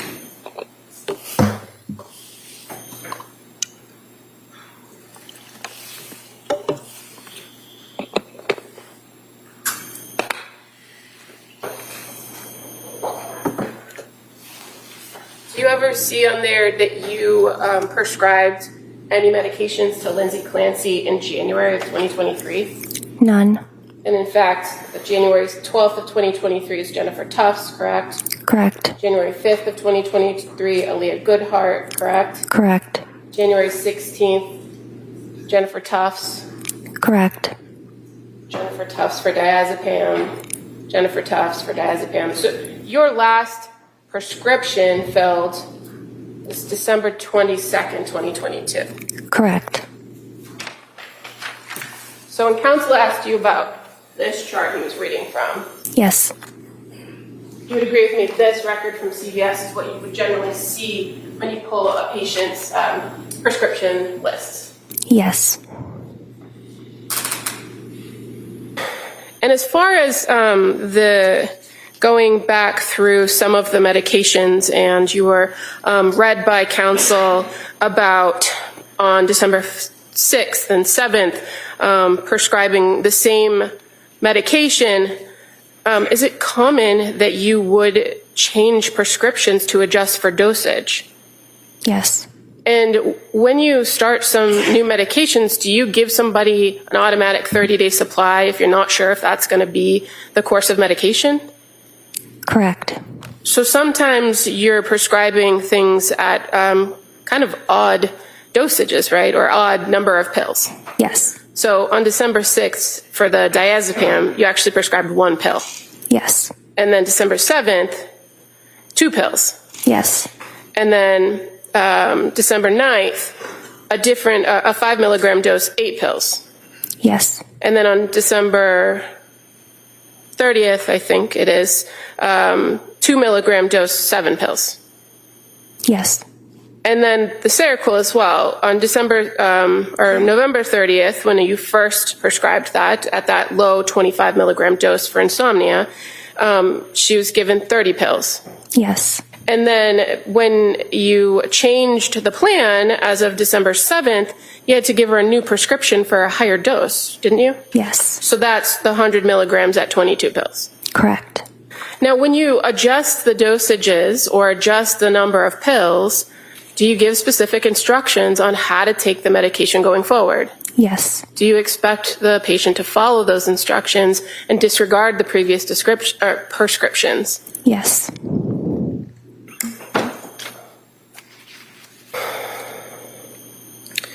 Now, at several points, you've indicated, and counsel asked you about referrals or recommendations that Ms. Clancy go to a partial hospitalization program, right? Do you recall that line of questioning? I do. And does South Shore Perinatal Behavioral Health have a partial hospitalization program? Not at this time. And so oftentimes you have to pair or recommend places outside in other communities, correct? Correct. And you've talked about women and infants, and that's one of the places that you've referred, and that you did in fact refer this patient, correct? Yes. You don't have an affiliation with women and infants, do you? No. So any information that you receive would have to come from the patient or at the patient's request. Is that fair to say? That's fair to say. In regards to her visit to women and infants in December 20th, you had contact with Lindsay Clancy the next day, didn't you? I did. And that was through the MyChart messaging? Yes. And she explained to you what happened at Women and Infants. Yes. She gave you details about what they told her, that she wasn't going to benefit from the groups, and that when she told them about her medication history or medication issues, that they believed that she should come off Seroquel. Yes. So while you don't have the records of the diagnosis, you had a report from the patient about what they were recommending, didn't you? Yes. And as a result of that, you started a conversation with her about tapering Seroquel, didn't you? Yes.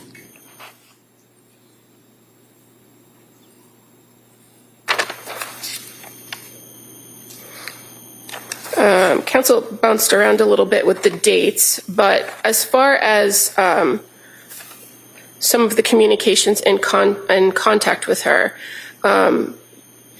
in December or November 30th into December 1st, were you talking to her about postpartum depression? Let me double check, please. Mm-hmm.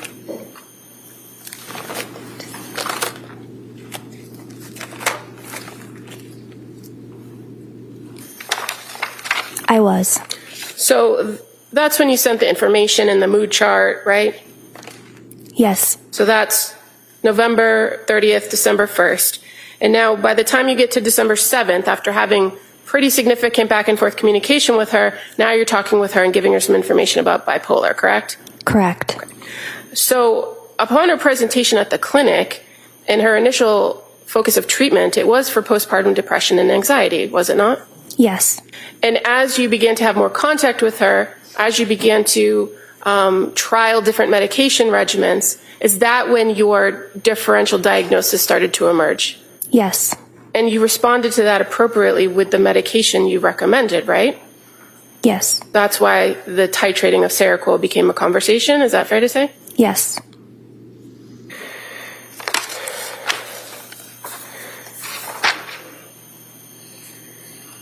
And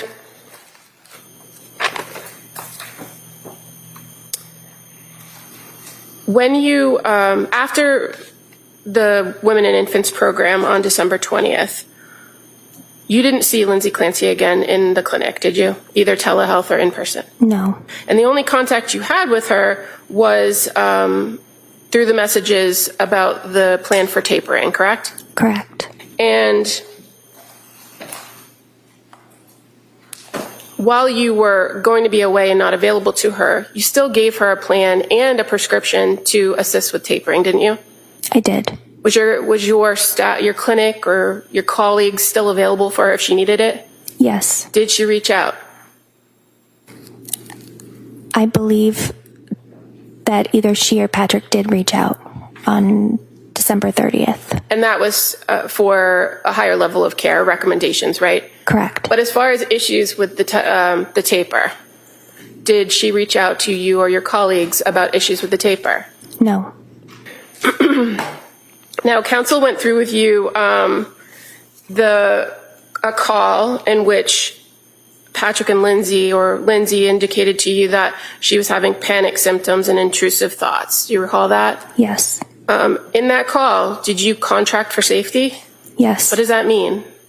It means assessing immediate safety.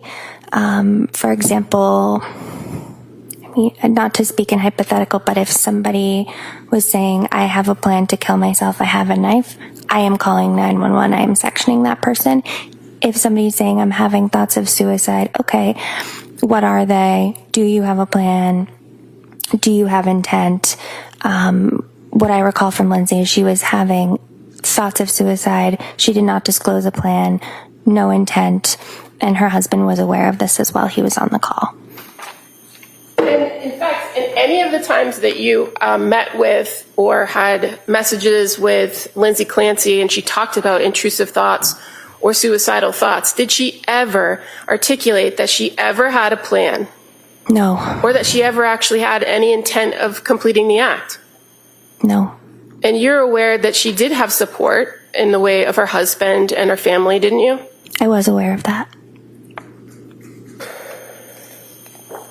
And again, intrusive thoughts, when a person tells you, a postpartum mom tells you they're having intrusive thoughts in your training experience, in the times that you've treated moms with postpartum depression or anxiety or even psychosis, that's a fairly common complaint, right? Yes. And again, depressed and unmotivated, fairly common to hear those from new moms. Yes. And in your experience in treating individuals with postpartum psychosis, whether they hear voices or not, did you ever have any concerns based on your contact with Lindsay Clancy that she was suffering from postpartum psychosis? I did not. I have nothing further. Well, it appears as though she was, doesn't it? Objection. Hold on. Why don't we do this? Why don't you get over there, Mr. Barrington, if you can, go ahead. Let me ask you a question. I will try it. All right. All right. Anything further? All right. You can step down. Thank you. Thank you. All right. Counsel, could I see you?